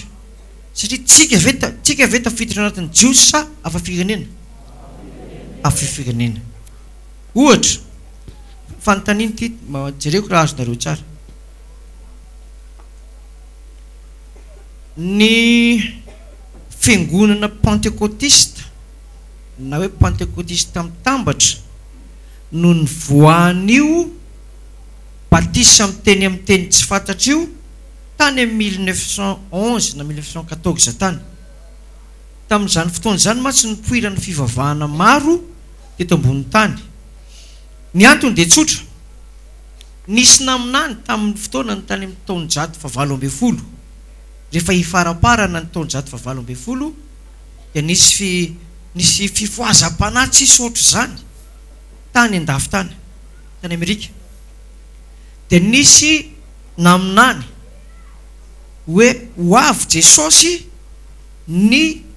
12 Oktobra 1844 dia sabatista reo olona reo, manana tendance sabatista nefa mitandrina sabata. Naminany reo dia nisy fifoazana be dia nikambana ny olona fotsiny zany tamin'izany. Ozy ozy ny tantara hoe eo amin'ny 500,000 teo ny olona resy lahatra tamin'ilay fiandrasana an Jesosy 22 Oktobra 1844. Azafady aloha fa mbola tsisy sabatista tamin'izay fa tsy ny aladista daholo. Dia tonga aza le fotoana eritrereto ange zany hoe 22 Oktobra 1844 eo amin'ny 20 Oktobra zany dia efa maninona daholo ny olona, efa tena bloky ny vavaka. 20 alina 21 andro 21 alina angamba ho any amin'ny 22 maraina fa mangotraka amin'ny vavaka hoe tatao matonaly io no sasa miteny hoe fempenana maraina io, sasa miteny hoe vavah fotsiny fa tsy maintsy marina kanjo ary. Tonga amin'ny 22 maraina, 22 atoandro, 22 alina, 23, 24 mandrakity ny androany tsy tonga. Dia miparitaka ireo olona ireo, sasany lasa pentecôtiste mitandra, témoin de Jéhovah, Assemblée de Dieu, etsetretsetra dia samy nandeha. Dia mipotra koa ny adventiste. Dia le adventiste mihitsy no nivoy an'ilay hoe 22 Oktobra 1844 mandrakity ny androany, ka novaindry zareo le izy hoe ka le izy diso calcul mitovy amin'ilay anankiray aty amin'izao fotoana izao hoe mitovy amin'ilay anankiray mihitsy ny feony hoe zany diso calcul fa izy ny tsy diso fa dia ka le izy tsy hiverina fa Jesosy hiditra mpisorona be ao amin'ny efitra masina ny an-danitra 22 Oktobra misy dia ao izy mandra-patongany rehefa miverina aty amin'ny ino mozy teo miverina aty amin'ny anina. Samy nandeha reo dia ny pentecôte témoin de Jéhovah namoaka voalohany hoe tsy tamaso Andriamanitra rehefa miverina, satria déçu izy fa tsy tamaso le 22 Oktobra dia izy hoe mety tonga ihany angamba fa tsy tamaso. Dia mipotra ny fampianarany témoin de Jéhovah hoe ety tany velona ihany ny fanjakan'Andriamanitra fa tsy tamaso zany ny fiverenan'i Jesosy, ka rehefa miaraka aminay témoin de Jéhovah anao dia efa anatin'ny fanjakan'Andriamanitra. Dia mipotra ny pentecôtiste dia nilaza hoe ny batisa amin'ny fanamasina tamin'ny Cornelio no latsaka amin'ity aminay, ka raha tsy miteny amin'ny teny tsy fantatra nareo dia tsy miditra, ka raha te hiditra ny an-danitra dia miteny amin'ny teny tsy fantatra. Dia mivadika io teny amin'ny teny tsy fantatra io miteraka fiangonana be dia be ny pentekôtista dia nandeha amin'izay le teny amin'ny teny tsy fantatra malaza indrindra eto ambony tany le ontsena babaloba babaloba babaloba ose babaloba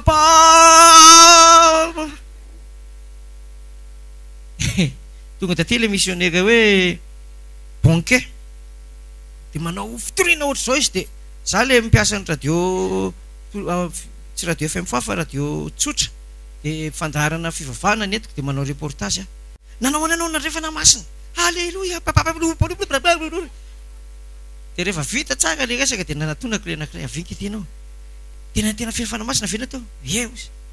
fa inona mporofo tena hoe izy iny tenao le tena tena miteny tsy fanta rehetra avereny hoe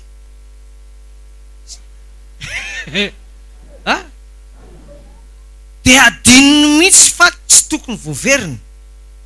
fa naveriny teo masiko ose babaloba ose babababa mba tsy azy hoe fatako any dikan'izany zany teneninao zany anaty baiboly miteny hoe tsisy malala na le miteny azy fa za mahafantatra ianao nga Andriamanitra za tsy Andriamanitra fa zao ny teneninao ose babaloba baba zany any amin'ny lakôty a dada loba ny zanany dia hoe ose ry dadany loba mazava sa tsy mazava nangina izy tratran'le hoe avereny hoe raha mamerina ianao manaraka dia tefa hoe ose mamany loba dia tonga dia fantatra fa tsy teny amin'ny teny tsy fantatra ny ianao fa mba hanina fotsiny aisika teo dia tamin'ilay tsy tonga le famarina le fahatongavana teny amin'ny lanitra dia miparitaka ireo dia samy mipotra fiangonana rehetrarehetra tsy mbola nisy nahita nefany ny fahamarinana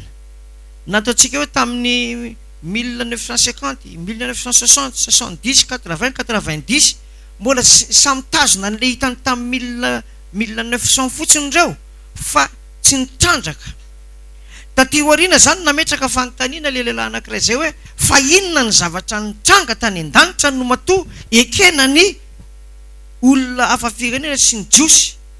dia iny zany nikarohana hoe tsy maintsy avy any an-danitra fa tsy vitan'ny olona samin'ny olona no ny ambopony hifanantona ho azy ka hiary hivavaka fa tsy maintsy avy amin'Andriamanitra dia tamin'izay no nahitana ny fomba nataon'Andriamanitra natonga ny Petera jiosy sy Corneliu Romanina ho lasa andihana anankiray ka mivavaka araky ny fanasiny izy teo fahamarinana rehefa nidedavony zay dia hita dia naparitaka moramora arak'izay tratra sy ny fahafahana amin'ny fitaovana na amin'ny vola sy ny amin'ny anina dia niparitaka dia amin'izao fotoana izao za fampianarana izany toriana amin'ny teny dialekta malagasy eo amin'ny 5 eo amin'ny fiteny malagasy fa ohatra hoe ny Atandroy ny Sakalava be tsy misaraka dia miteny amin'io dia misy teny hafa firenena ny créole dia efa miteny mampianatra an'io tsika amin'ny teny anglisy ary farany amin'izao mampianatra an'io tsika amin'ny teny allemand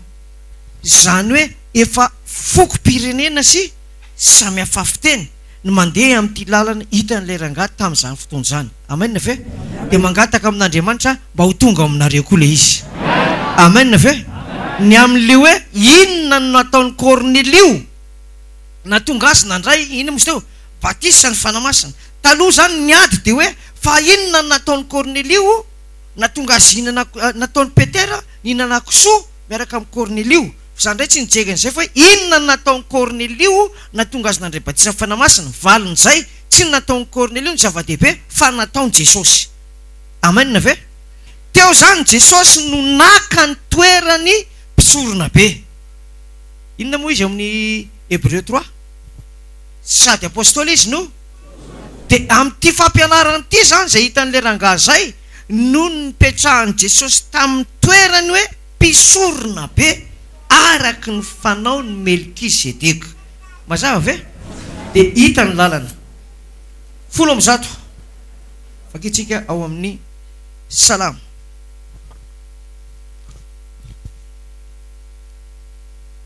Joba dia salamo salamo 10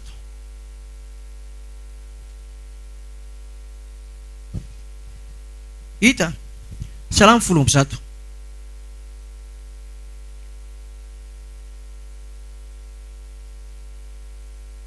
salamy folo am'zato dia vakiko amin'ny anaran'i Jesosy. Misy sokamandro manao hoe ny ahereza ny mpanjaka ny ziona izay sady mpanjaka no mpisorona. Sady ina hoe izao no lazain'i Jehova amin'ny tompoko, petrahy eto tanako ankavanana, ambara mpanaoko ny fahavalinao fitoeran-tongotrao. Ny teny herinao avoakan'i Jehova avy ao aziona, manapa eo amin'ny fahavalinao ianao. Indriny ny fatelo, ny olonao dia mazoto manolo tena amin'ny andro anafianao, amin'ny fiaingona masina, tahaka ny andro ateraky ny maraina ho anao ny zatovinao. Fa ny anina Jehova ka tsy hanenina. Miara mamaky tsika hoe ianao ny mpisorona mandrakizay araky ny fanao Melkizedeka. Amen. Miresaka amin'izy ary izy io, miresaka amin'ny Jesosy. Manina hoe izy miresaka amin'ny Jesosy, napetrany tsara mihitsy le izy, fa io Jesosy io zany io lay ho tonga mpisorona be tahaka ny fanaony Melkizedeka. Hono jiosy Abrahama ve jiosy rehefa niona ta Melkizedeka? Jiosy sa hafa firenena? Rehefa niona tamin'ny Melkizedeka tamin'ny voalohany indrindra le tonga naka ny ampafolony teo Melkizedeka. Jiosy izy sa hafa firenena? Mbola tsy jiosy izy fa mbola hafa firenena, vao atsoina ho lasa rain'ny jiosy na hoe rain'ny mino. Dikan'izany i Jesosy ty ho lasa mpisorona be araky nino izy teo? Fianianan'Andriamanitra. Araky n'izy hoe fianianan'Andriamanitra. Fanaony Arona sa Melkizedeka? Melkizedeka. De io zany no tanteraka voalohany ho jerentsika. Mika any loloany mpaminany kely zany tiako zany, mpaminany kely efa afaka ny Jeremia, afaka ny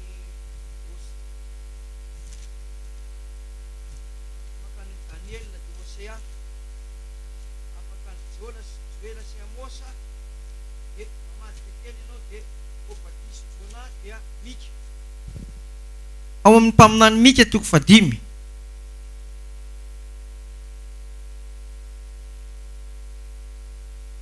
Maminany kosa ny mpaminany toko 5. Indriny ny voalohany misy sokamandry manao hoe ny atanterahan'ny Mesia sy ny hotoetrany ny fanjakany. Vakitsika ny toko 7 lazaiko teo. Indriny voalohany, fa ianao ry Betlehema Efraita, izay kely tsy tokony ho isan'ny arivon'ny Joda akory, dia avy ao aminao ny voahany izay anankiray ho mpanapaka ao amin'ny Israely. Atry ny fahagolany no efa nivoahany, dia atrizay. Ka toizana zany io dia faminaninan'i Jesosy izay ho lasa mpanjaka. Mazava sa tsy mazava? Misy faminanina zany ho nilazan'i Jesosy ho lasa mpisorona, dia misy faminanina ho lasa mpanjaka. Sady mpisorona izy no mpanjaka. Mazava treo? Ka rehefa le asa mpisoronana aloha no ataony voalohany. Trakitsika.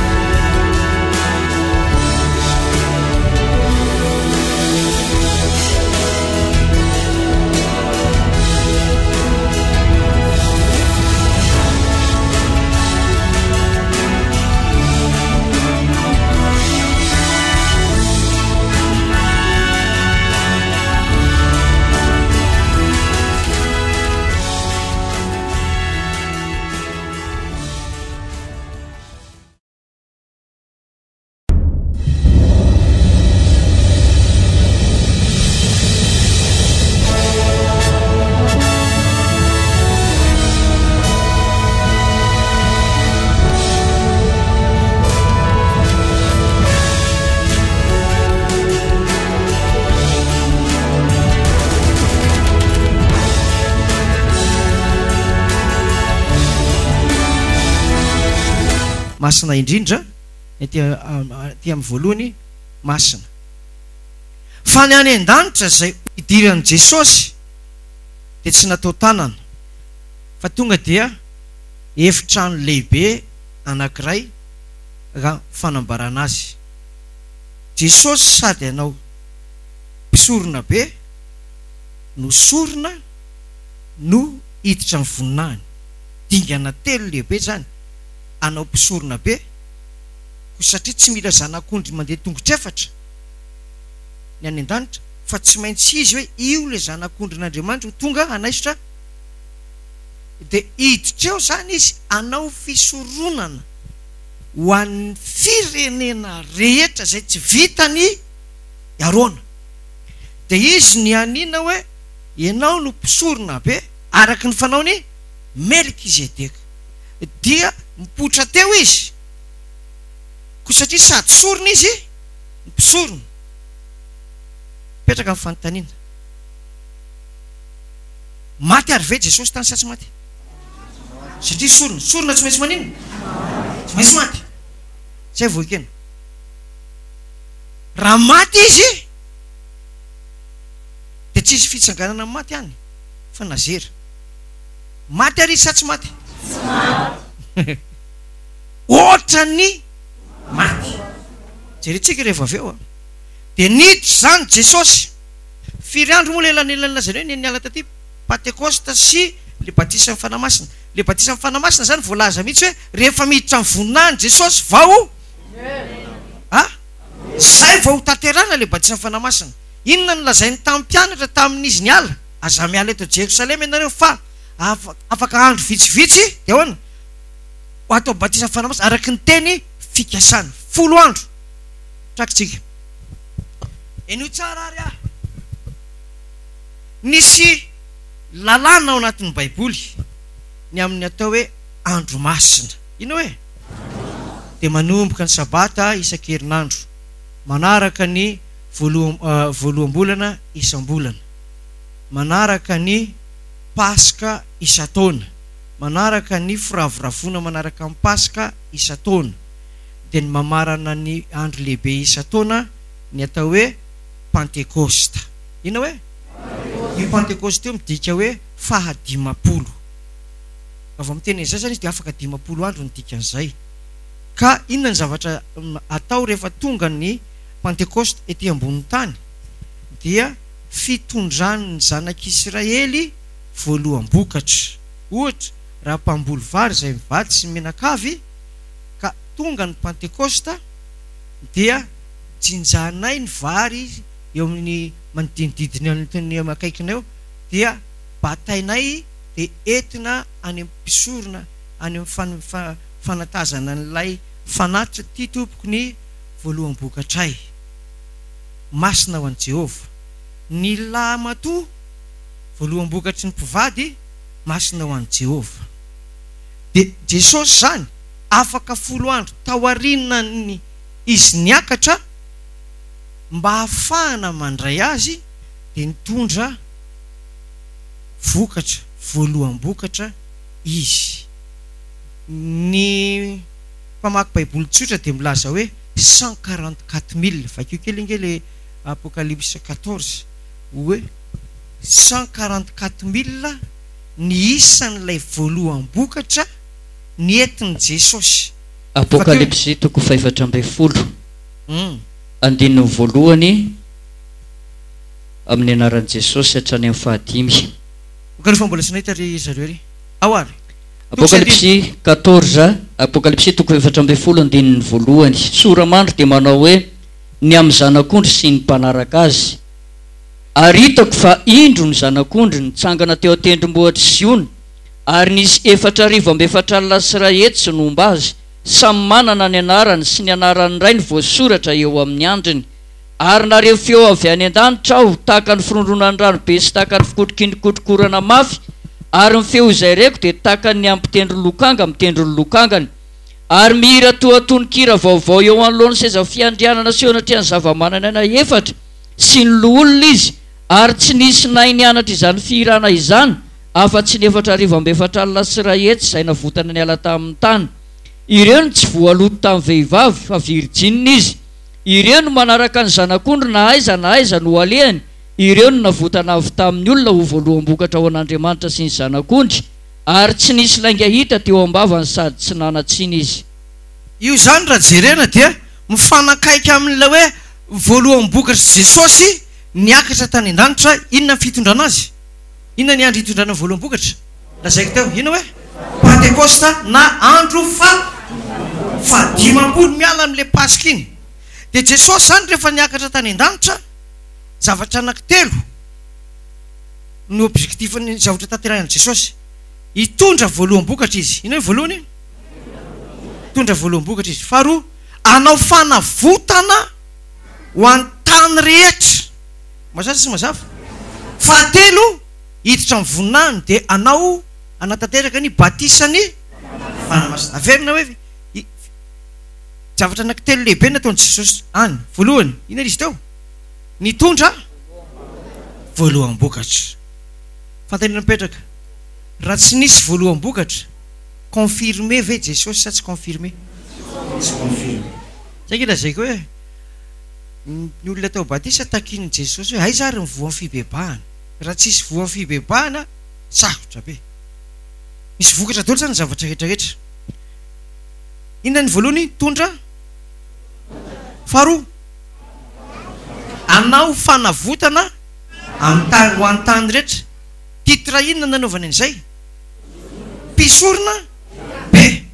Ary ny fahatelo, hiditra amin'ny voninahiny, anao faharoa ilay fanavotana. Ho aninona ilay fanavotana aloha? Tsika ve tafiditra? Fa inona ny azo ao anatin'izany fanavotana ny tany rehetra zany? Afaka maninona ny soratra masina? Afaka makaty. Mazava sa tsy mazava? Afaka maka any amin'ny faritra rehetra ny soratra masina. Fa talohan'izay fady afa-tsy ao Jerosalema ihany io fomba an'Andriamanitra io. Ka anao an'izay Jesosy atao hoe mpisorona be. Mazava sa tsy mazava? Fahatelo izy, rehefa vita zany ilay fanavotana, dia anao iny izy hiakatra amin'ny toerana mpanjakany na voalaza hoe amin'ny voninahiny. Dia nanao mpanao ino izy teo? Batisany fanamasina. Voazavako ve ilay anankitelo ngeza be? Amankely anankiray antsika mba ho hitanareo. Zakaria. Ao amin'ny bokin'ny Zakaria, toko fahatelo. Zakaria zany ao akaikikaiky ny Matio, mihemitra kely fotsiny. Maminany koa Zakaria, ny amin'ny mampisorona be an'i Jesosy araka ilay fandraisantsika teo. Zakaria toko fahatelo andininy fahavalo. Faminany iny ty rehefa any an-trano ianao mamaky hatrany amin'ny toko fahatelo andininy voalohany ka hatrany amin'ny fahafolo. Fa noho ny fotoana lava be dia vakitsika fotsiny no eo amin'ny toko fahatelo. Aleo vakina daholo hatramin'ny fahatelo. Pasteur, ao ianao. Fahatelo. Zakaria toko fahatelo dia ny andininy fahatelo. Ao avy. Ary Josoa nitafy fitafiana maloto ary nitsangana teo anoloan'ilay anjely. Dia namaly Jehovah ka nanao tamin'izay nitsangana teo anoloany hoe esory aminy fitafiana maloto. Ary ho koa izy taminy, indro efa nesoriko ny helikao, ary apeaka ny zoko akanjo fiaingona ianao. Dia hoy izao, aoka asiana amama madio eo andohany, ka dia nasiany amama madio teo andohany, sady napitafiana izy, ary ilay anjelin' Jehovah nitsangana teo. Ary ilay anjelin' Jehovah nilaza marimarina tamin'i Josoa hoe izao lazain'i Jehovah tompony maro, raha mizotra amin'ny lalako sy mitandrina ny didiko, dia ianao no hitsarany amin'ny tranoko sy hitandrina ny kianjako, sady homeko lalana ho amin'ireo mitsangana ireo ianao. Koa mihain'oro Josoa mpisorona be, dia ianao sy ny namanao izay mipetraka eo anoloanao, fa olona atao fahagagana ireo, fa indro entiko rantsana mpanompoko. Fa indro ny vato izay napetraka eo anoloan'i Josoa, ny vato iray dia mpanjino ny maso fito. Indro soratako ny sorany, o Jehovah tompony maro, ary esoriko indray andro monja ny eloko ity tany ity. Zany hoe tsika. Io zany fahitana napetraka tamin'ny mpaminany Zakaria, ny amin'izay ataony rantsana. Iza le rantsana? Amin'izay ataony rantsana rehefa iseho anaty an'Andriamanitra izy, dia ohatra nefa naseho tamin'ny Josoa, izy teo mpisorona be. jeko tsara ny zavatra hita eo ny fahenina ny anjeliny Jehova nilaza marimarina ny amin'ny Josoa hoe izao no lazainy Jehova tompony maro raha mizotra amin'ny lalako ianao sy mitandrina ny didiko dia ianao no hitsara ny ao amin'ny tranoko sy hitandrina ny kianjako sady homeko lalana ho amin'ireo mitsangan'ireo ianao dia napetraka amin'izay Josoa mampisorona be azy vakeo nge pastera miaraka ny fiangonana rehetra roa telo andiny favalo Josoa toko fahatelo Zakaria toko fahatelo andininy favalo koa miain'ory Josoa mpisorona be dia anao sy ny namanao izay mipetraka eo anoloanao fa olona atao fahagagany ireo fa indro hoentiko rantsana mpanompo okaloha pastera misy mpisorona bebe dehibe ao dia misy anankiray mipotra avy any iza ny anarany rantsana mpanompon'Andriamanitra dia jereo tsara ny paozin'le rantsana vakeo mitoy izy pastera indro fa indro ny vato izay napetrako teo anoloan'i Josoa ny vato iray dia mpanjinony maso fito okaloha ery ambany ery ny dikan'le maso fito amin'ny vato iray misy maso fito any amin'ny apokalipsy resantsika vavao io maso fito ao amin'ny mpisorona be io ao ary indro soratako ny sorany o Jehova tompony maro ary esoriko indray andro monja ny eloko ity tany ity amen firy andro eny amelana ny eloko ny tany iza ny manao azy ao rehefa tonga eo ny anarany ary amin'ny faminaniana rantsana mazava sa sy mazava dia misy inona leo amin'ilay rantsana maso fito inona io ny fanahy izay irahana ty amin'ny tany velona fa tsy maintsy atao inona aloha ny tany velona le vakina teo avela firy andro ray andro iza ny manao azy ety sa ny alakely sa ry amin'ny anina sa ny an-danitra iza ny anarany eo rantsana inona ny asa taony firy andro ho an'izy aiza misy an'izany aiza hoe misy milaza an'izany ay Zakaria fa firy vakeo indray mandeha ny Zakaria ny andiny ny favalo miaraka tsika tonono ny tokosy andiny roa telo Zakaria toko fahatelo andiny favalo manao hoe koa mianao Josoa mpisorona be dia ianao sy ny namanao izay mipetraka alohanao fa olona atao fahagagany ireo fa indro entiko rantsana mpanompo okaloha le rantsana mpanompo ve anerinan'ireo sa ao alohan'le mpisorona be alohany tonga zany ny rantsana mpanompo ndiny fa sivy fa indro ny vato izay napetrako teo alohan'i Josoa ny vato iray dia mpanjinony maso fito indro soratako ny sorany o Jehova tompony maro ary esoriko indray andro monja ny eloko ity tany ity mazava ve sa tsy mazava Jesosy zany dia Josoa dia lefa be dehibe avy eo raha ohatra zany tsy voavela ny eloko ny tany dia iza indray nanao azy raha tsy vitan'i Jesosy iza zany le orianan'i Jesosy le vakitsika teo Josoa ilaina ve nefa ny Josoa sa tsy ilaina ilaina anao an'ilay izy ve Josoa sa tsy ilaina raha ilaina izy dia tsy nilana izy atsony rantsana fa tsy vitan'ny Josoa le izy dia tsy maintsy rantsana na atsony dia vita sa tsy vita firy andro elokon'iza tamin'ny Jesosy nanao an'io taty sa tany an-danitra any amin'ny Hebreo toko fahafolo any misy hoe tsy niditra tamin'izao trano natao tanana izy fa tranolay tsy natao tanana ny dirana mazava sa tsy mazava firy taona hoe vao vita le eloko ny tany nanontany ange hoe firy taona tsy azona firy taona ho vao vela ny eloko ny tany manontany firy taona ny amelana ny eloko ny tany valiny tsy taona le izy fa misy manao taona mantsy ny tiako lazaina zay mety ato ny sasany enoy tsara rehefa tonga rantsana aiza ny dirana tranolay tsy natao inona ho aniza ny famelan-keloka hoentiny eo firy andro baiboly ve mivakitsika io sa faminanina ny entiny ty rahalahy ty baiboly ve sa faminaniny Petera sa i papa tsara mihitsy nahitanao an'io satria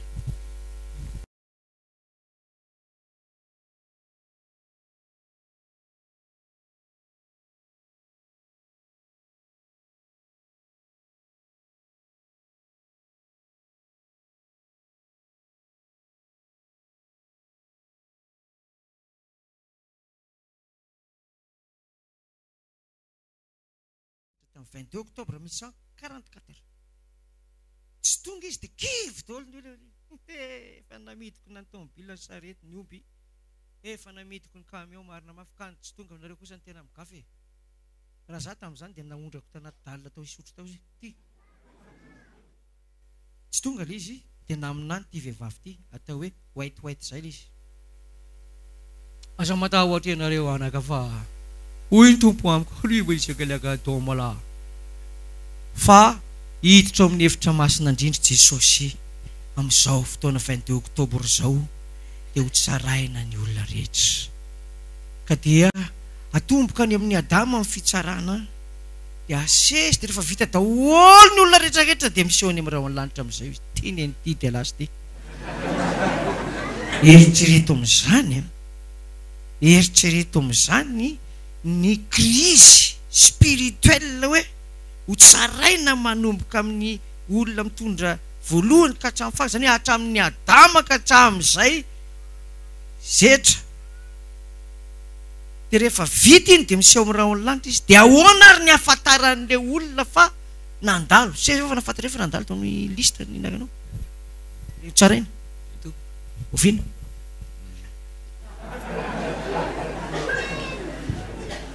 Hoy izy hoa ilay mpaminany white izay hoe tsaraina nanomboka tamin'ny 22 octobre 1944 ny olona eto ambony tany ka atomboka hatrany amin'ny olona voalohany ka hatramin'ny farany.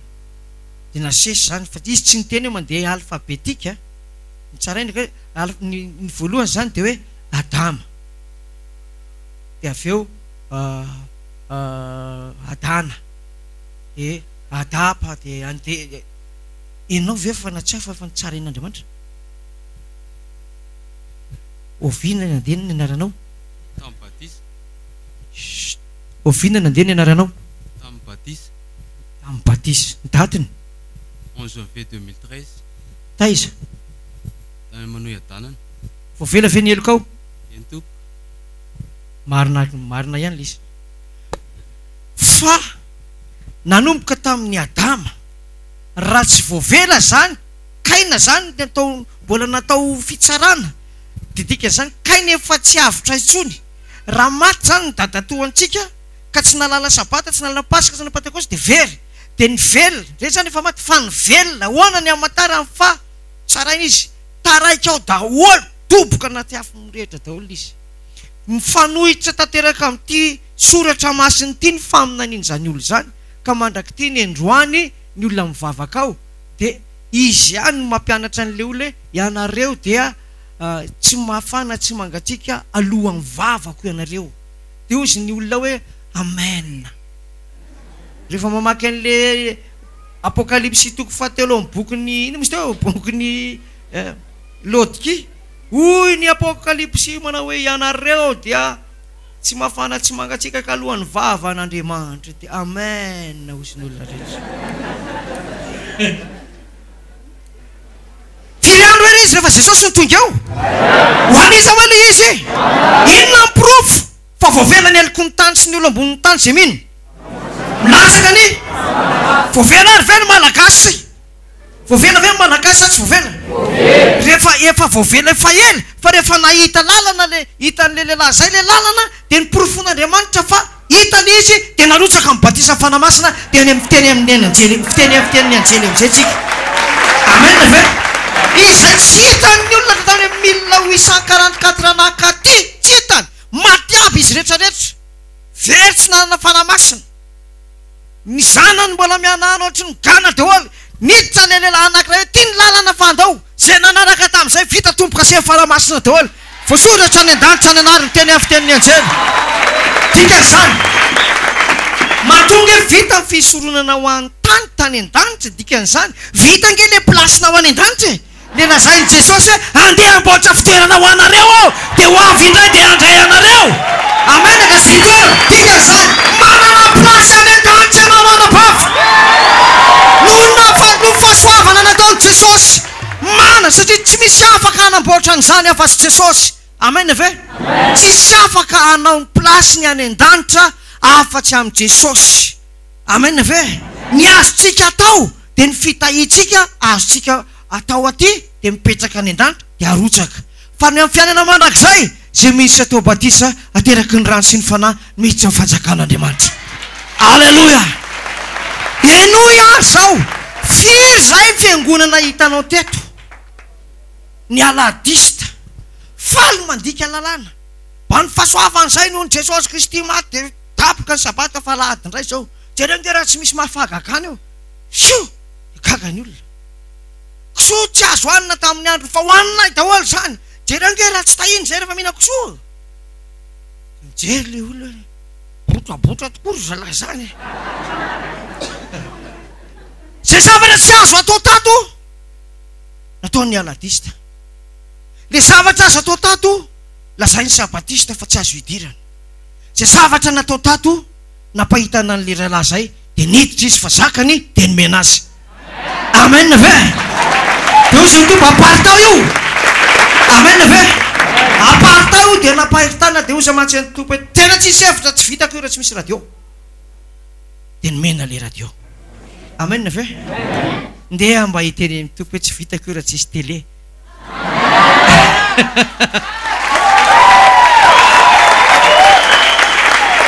Ary maninona raha mbanareo fadianina dia zany no mitehaka satria zange efa navita e zay alehako zao tsika zao efa 200 mahery amin'ity lalana tery ity na sokatra n'izany 200 zany tsika zay mandray n'le famonjena mahita n'le famarinana dia lasa dia manangana any hoe matsy anareo hoe firy andro hoe Jesosy nanao an'le asa fisohonana izany anarany tamin'ny hitany Zakaria tamin'ny fahitana tianareo ve ny mahita afantatra hoe ohatry ny ahoana mihitsy ny paoziny tamin'izy sady sorona no mpisorona. Iza hoe le sady sorona aiza koa mpisorona satria tsy misy olona afaka anao andray miplasiny na aka ondry hafa andray miplasiny fa tsy maintsy sorona izy no mpisorona. Mpisorona nefa velona fa nisorona maty ary tsy aty tany velona izy manao azy fa any an-danitra. Zavatra nitranga voalohany tany dia raha mahanitra nareo dia inona moa ny zavatra nitranga tamin'ny andro ny arona rehefa hanao fisohonana zareo misy inona teo tokotany le fatorana tady zanak'ondry hitondra ny heliko ny tany dia le alefa izy rehefa vita le fisohonana nataony Arona dia alefa izy any anefitra rehefa tonga tany an-danitra nefa Jesosy dia tao le anankiray midevoly dia tsy maintsy adabika io na io no menjera na Jesosy no menjera. Mazava sa tsy mazava? Iny Jesosy ny akatriny dia izy ny teny aza miala eto a Jerosalema fa afaka andro vitsivitsy dia ho tonga aminareo ny teny fikasana dia mibatisa amin'ny fanahy masina 10 andro zay vitsivitsy. Nisy zavatra natao zany tany an-danitra diovina n'inona lanitra iza no nasorona fako sa inona devoly sy ny anjeliny. Andao jerentsika ny passage zay 12 Apocalypse 12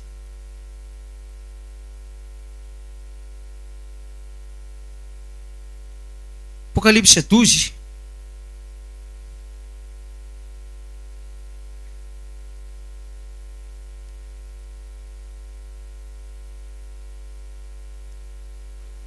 rehefa tianao no vangin'ny tompo dia mahereza mivavaka be dia namatory ary ianao dia omeny anio ihany na eny ambony bus ary ianao dia misy réseau foana mantsy rehefa mivavaka be. Manino hoe misy réseau sainy zao zavatra zao izy dia tonga le izy ny alazaiko teo azafady fakiko ny tenin'Andriamanitra ny amin'ny vehivavy mitafy masoandro izay nenjehany dragona. Fakio pastera ny andininy voalohany Apocalypse toko 12 andininy voalohany. Ary nisy famantarana lehibe hita tany an-danitra dia vehivavy mitafy ny masoandro ary ny volana no eo ambanin'ny tongony ary misy satro-boninahitra kitana 12 amin'ny lohany sady be voky izy ary mety jaza izy ka mety araina satria marary fatratra efa hiteraka Ary nisy famantarana hafa koa hita tany an-danitra ka indro nisy dragona mena lehibe manandò fito sy tandroka 10 ary misy diadema 7 amin'ny lohany. Ary ny rambony dia manala ny apahatelo ny kintana amin'ny lanitra ka manjery ireno amin'ny tany. Ary ny dragona nijanona teo anatrehan'ilay vehivavy efa hiteraka mba handrapaka ny zanany raha vao teraka. Ary niteraka zazalahy izy izay fa hanapaka ny firenena rehetra amin'ny tehimy. Ary ny zanany novonjena fainganana karina ho any amin'Andriamanitra dia ho any amin'ny seza fiandrianany. Ary vehivavy kosa nandositra anakany anefitra izay nisy fitoerana namboarin'Andriamanitra mba ho velomina 920 andro izy. Ary nisy ady tany an-danitra. Le vehivavy io zany le fiangonana ary le 12 dia ny lafiny voalohany 12 zanaky Jakoba, lafiny faharoa 12 apôstôly. Dia raha vehivavy le fiangonana dika vehivavy nandositra tany anefitra mba tsy hitan'ilay dragona 80 fizy teo ambronzato amberivo andro. Zany hoe nisy fanenjehana be tamin'izany mivadika andro ny ray andro égal ray taona égal ray andro dia 1260 zay izy teo 1260 ane taona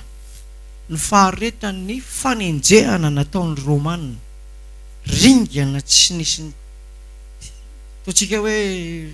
chance nafana afaka tamin'izany. Fa misy manana YouTube ianao na ohatran'izany dia jereva hoe persécution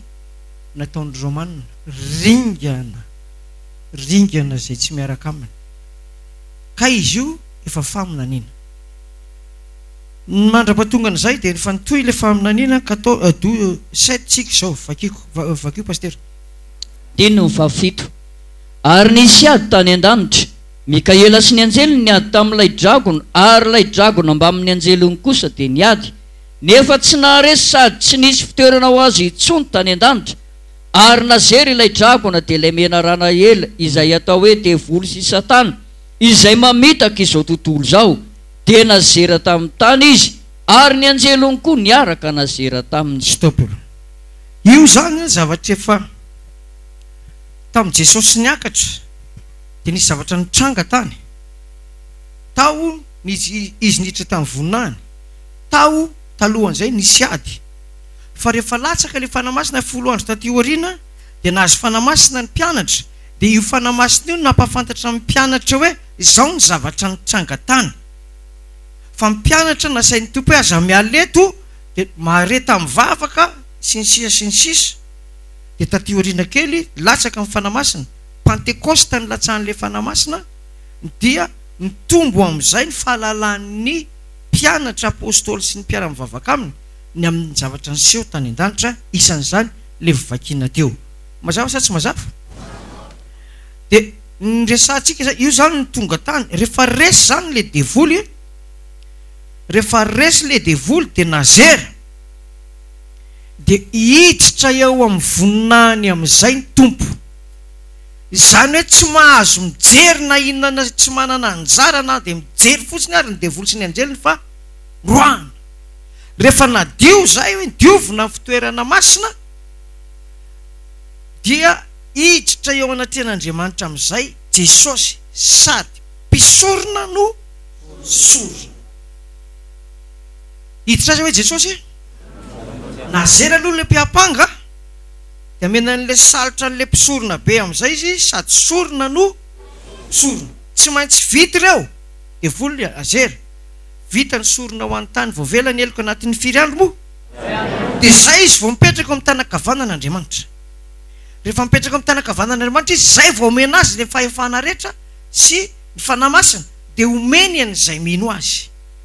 ao anatin'izany ve ianao? Ny tsy fananako fanamasina raha na pasteur parany nahitako an'io satria tena manao an'izao ny lohako hoe za Jesosy nalaina tany amin'ny maizina sotra betsaka entina ho mazava aleloia fa za tsy manana fanamasina ary zay nalehako tsisy manana dia ahoana aiza ny lalana zany miketrika ao anaty loha hoe ohatrany hoe tena hoe tsy tena hoe very aiza ny fanamasina aiza Jesosy mangataka maraina omeo fanamasina bebaka indray ny etoandro mamela ny eloko sao dia tsy nino aho fa omeo aho tonga indray ny riva vondreo amin'ny eloko aho satria eloko izay tsy mino fona Jesosy tsy hita le izy farany efa mererina indray ny ampiangorana hoe rezo vao angataka fa melakeloka koa zao ohatry zao dia eniko mangataka mamela ny eloko tompo fa tena taka ny zaka zany a dia vao may tsy mahazo vao may manina ahoana ny anomezana fanamasina ny olona taka ny zaky mazava sa tsy mazava dia farany najanky le tezitezitra zany hoe tsy lozika Jesosy tsy lozika le izy raha ohatra ny tariany maizina makato dia aveo fovaovao fotsiny efa nasitrana fa tsisy fanamasina nefa mpianatra menao dia zay tsy menao dia nangina dia nivavaka fadianina nisy fotoana ary ny fadifady sabata dia tamin'izay mitory teny amin'ny radio lazany arivo dia mavesatra le andraikitra hoe mitory filazany tsara adinina amin'ny zavatra nitoriny dia nanapa-kevitra fadianina 10 andro andro sy alina tsy mihinan-kanina dia vita le izy vita fivadikanina mipoaka tony dia nandeha indray asa fotoana taoriana kely n'izay verina indray intelo fifadikanina 10 andro mbola tsy azoko le fanamasina aiza io manadio an'ilay finoana sy ny fanahy dia tany amin'ny février izy teo fa sy tadidiko tsony latsaka le fanamasina rehefa nanao fiambenana vavaka dia niovany fisainana efa tarihan'ny fanamasina amin'izay dia mipotrapotra reto zany efa manomboka hita dia vao latsaka le fanamasina dia vao may nahazava tsara izy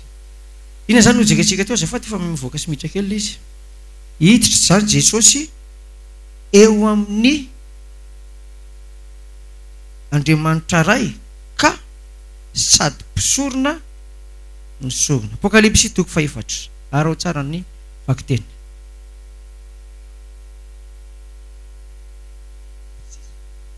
amin'ny adiny ray indro zay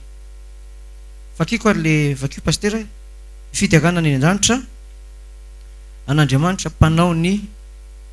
zavatra rehetra ao ah ao pastera Apokalipsy 4 dia vakiko ny andininy voalohany amin'ny anaran'i Jesosy ao ah rehefa afaka zany dia hitako fa indro nisy varavarana mivota any an-danitra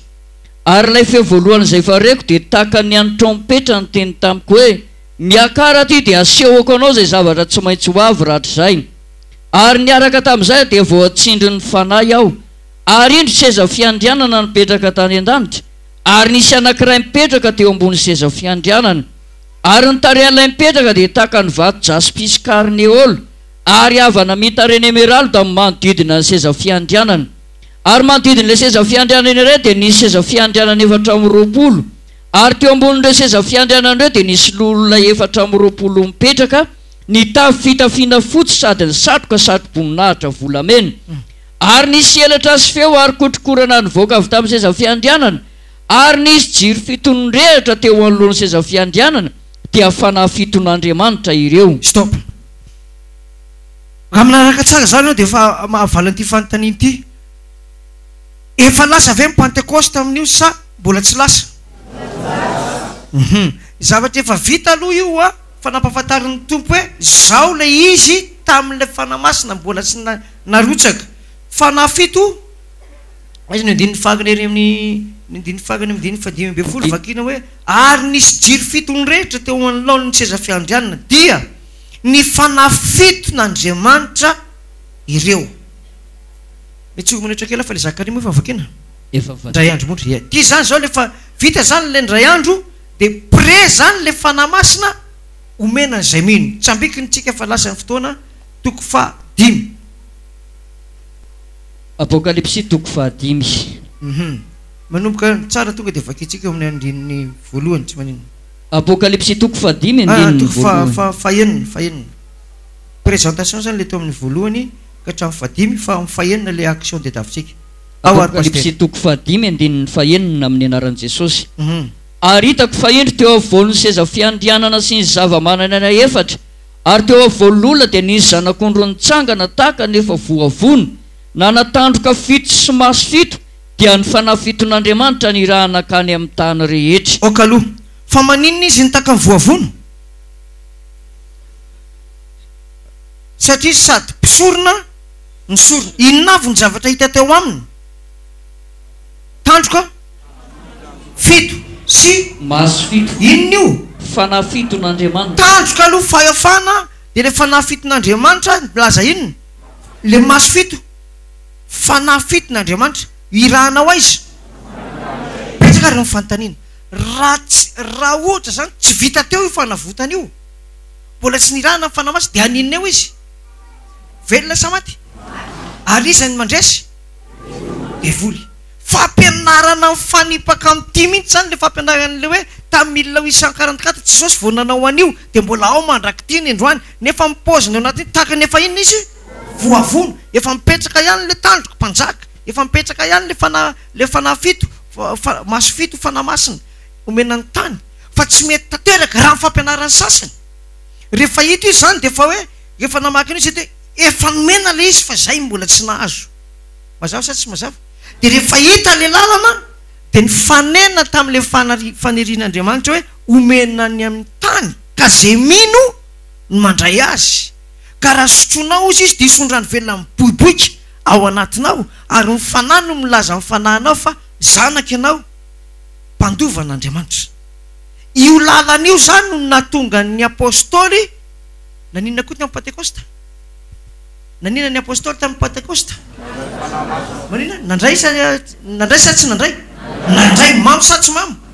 Mamy io nga dia miteny le tena hoe malemy azon'le fanahy masina, dia miteny amin'ny teny tsy fantatra, dia ohatrany hoe mamy vereto, satria tsy misy mahalala ny teny ambarany, na ny heviny, na izy, na ny olona, satria ilay fanahy mirotsaka ao aminy no mampideran'Andriamanitra amin'ny tenin'ilay avy any. Mazava sa tsy mazava? Mazava sa tsy mazava? Rehefa tao anatin'ny baiboly angeo amin'ny apokalipsy asan'ny apôstôly, raha mbola mivavaka izy dia nisy rivotra mifofofo, nisy feo, dia rivotra mifofofo ao anatiny, dia misy afo latsaka teo amin'ny lohany.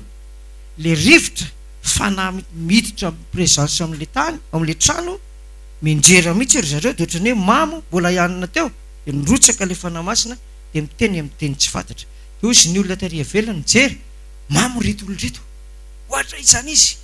kotaba be zany tao ambany raha fijery azy, satria 20 izy ny tao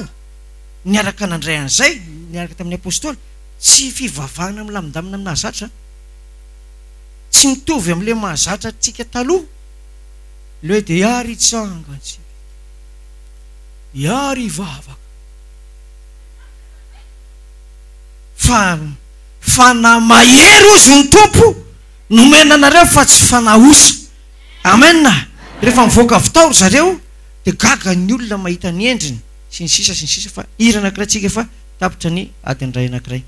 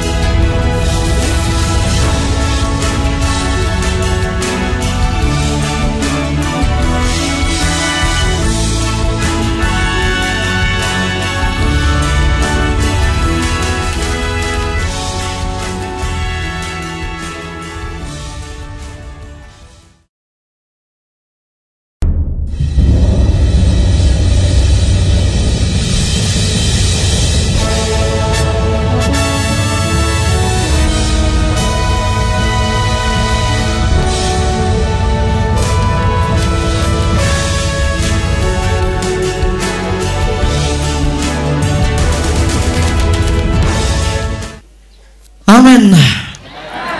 tsy tadidiko le resako farany teo raha misy mampatsiahy anao dia misaotra azy tsy angano ny tanana izay mahatadidiny le nilazaiko fakany fakapakany lehilahy de préférence tiako raha ohatra hoe ny lehilahy manangan-tanana zay vao vehivavy rehefa tsisy ny lehilahy dia mitodika vehivavy iza ny lehilahy zany mba mampatsiahy kely anao hoe izao avy ny resahankiako teo a dia nanao higa anankiray tsika lehilahy loha mpianakaviana sady ampianatra ao todika amin'ny vehivavy raha ohatra tsisy nareo lehilahy tsy saroka enatra ary mbola tsisy any lehilahy vao hosotry ny mamany menaka ary mbola tsisy any tena tsisy mihazy vehivavy ary a mampatsiahy kely tsotsotra ny zavatra andresantsika teo fa tsy tadidiko le izy nosora menaka ao alefa manangatana tsy menatra mihitsy e afaka miteny raha vao eo apôstôly a resaka fianarany ity dia afaka miteny ny vehivavy ampiangona zafady tompoko ohatra zao le fampianarana teo rehefa tsy miteny ny lehilahy mampamenatra be nge zany rahalahy ka no mitsangana eo e ao ary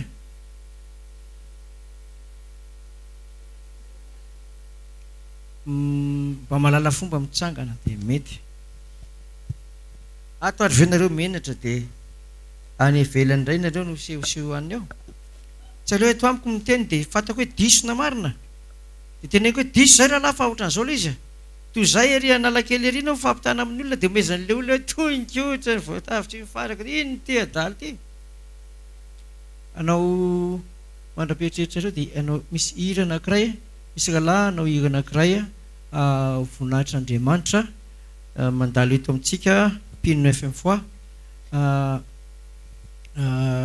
hira anankiray tondra ny lohateniny hoe ina moa le nahita mila famonjena ny tantaranay momba ny famonjena izy dia navoakany amin'ny talentany hoe izao ny ato anatin'ny foko dia nataony hira dia zay hoe eto midera an'Andriamanitra sy mitory an'Andriamanitra amin'ny ankira any am-piangonana dia nanaiky izy rahalahy Zoky Ernesta Pinuet ianao Pinuet mandehandeha any amin'ny fakitany izy matetika mba me gitara izy rahalahy ka azo tendreny le gitara dia micro koa azafady raha ohatra ka misy eo aminareo ka misy tongony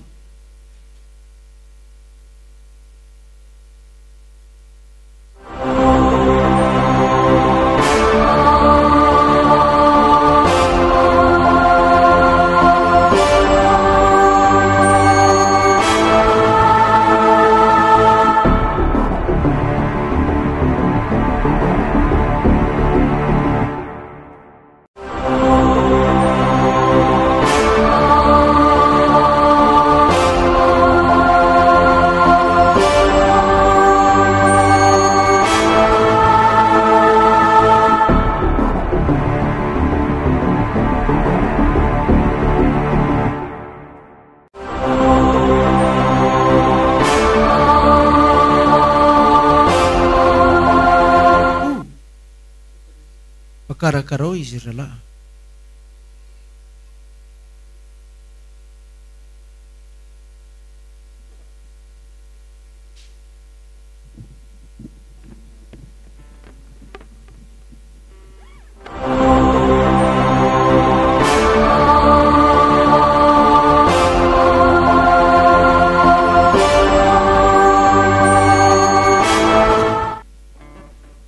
gaisitsika kopakopa tanana Zoky Ernesta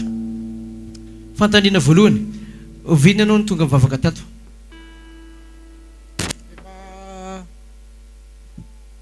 tany Tambatavy zany no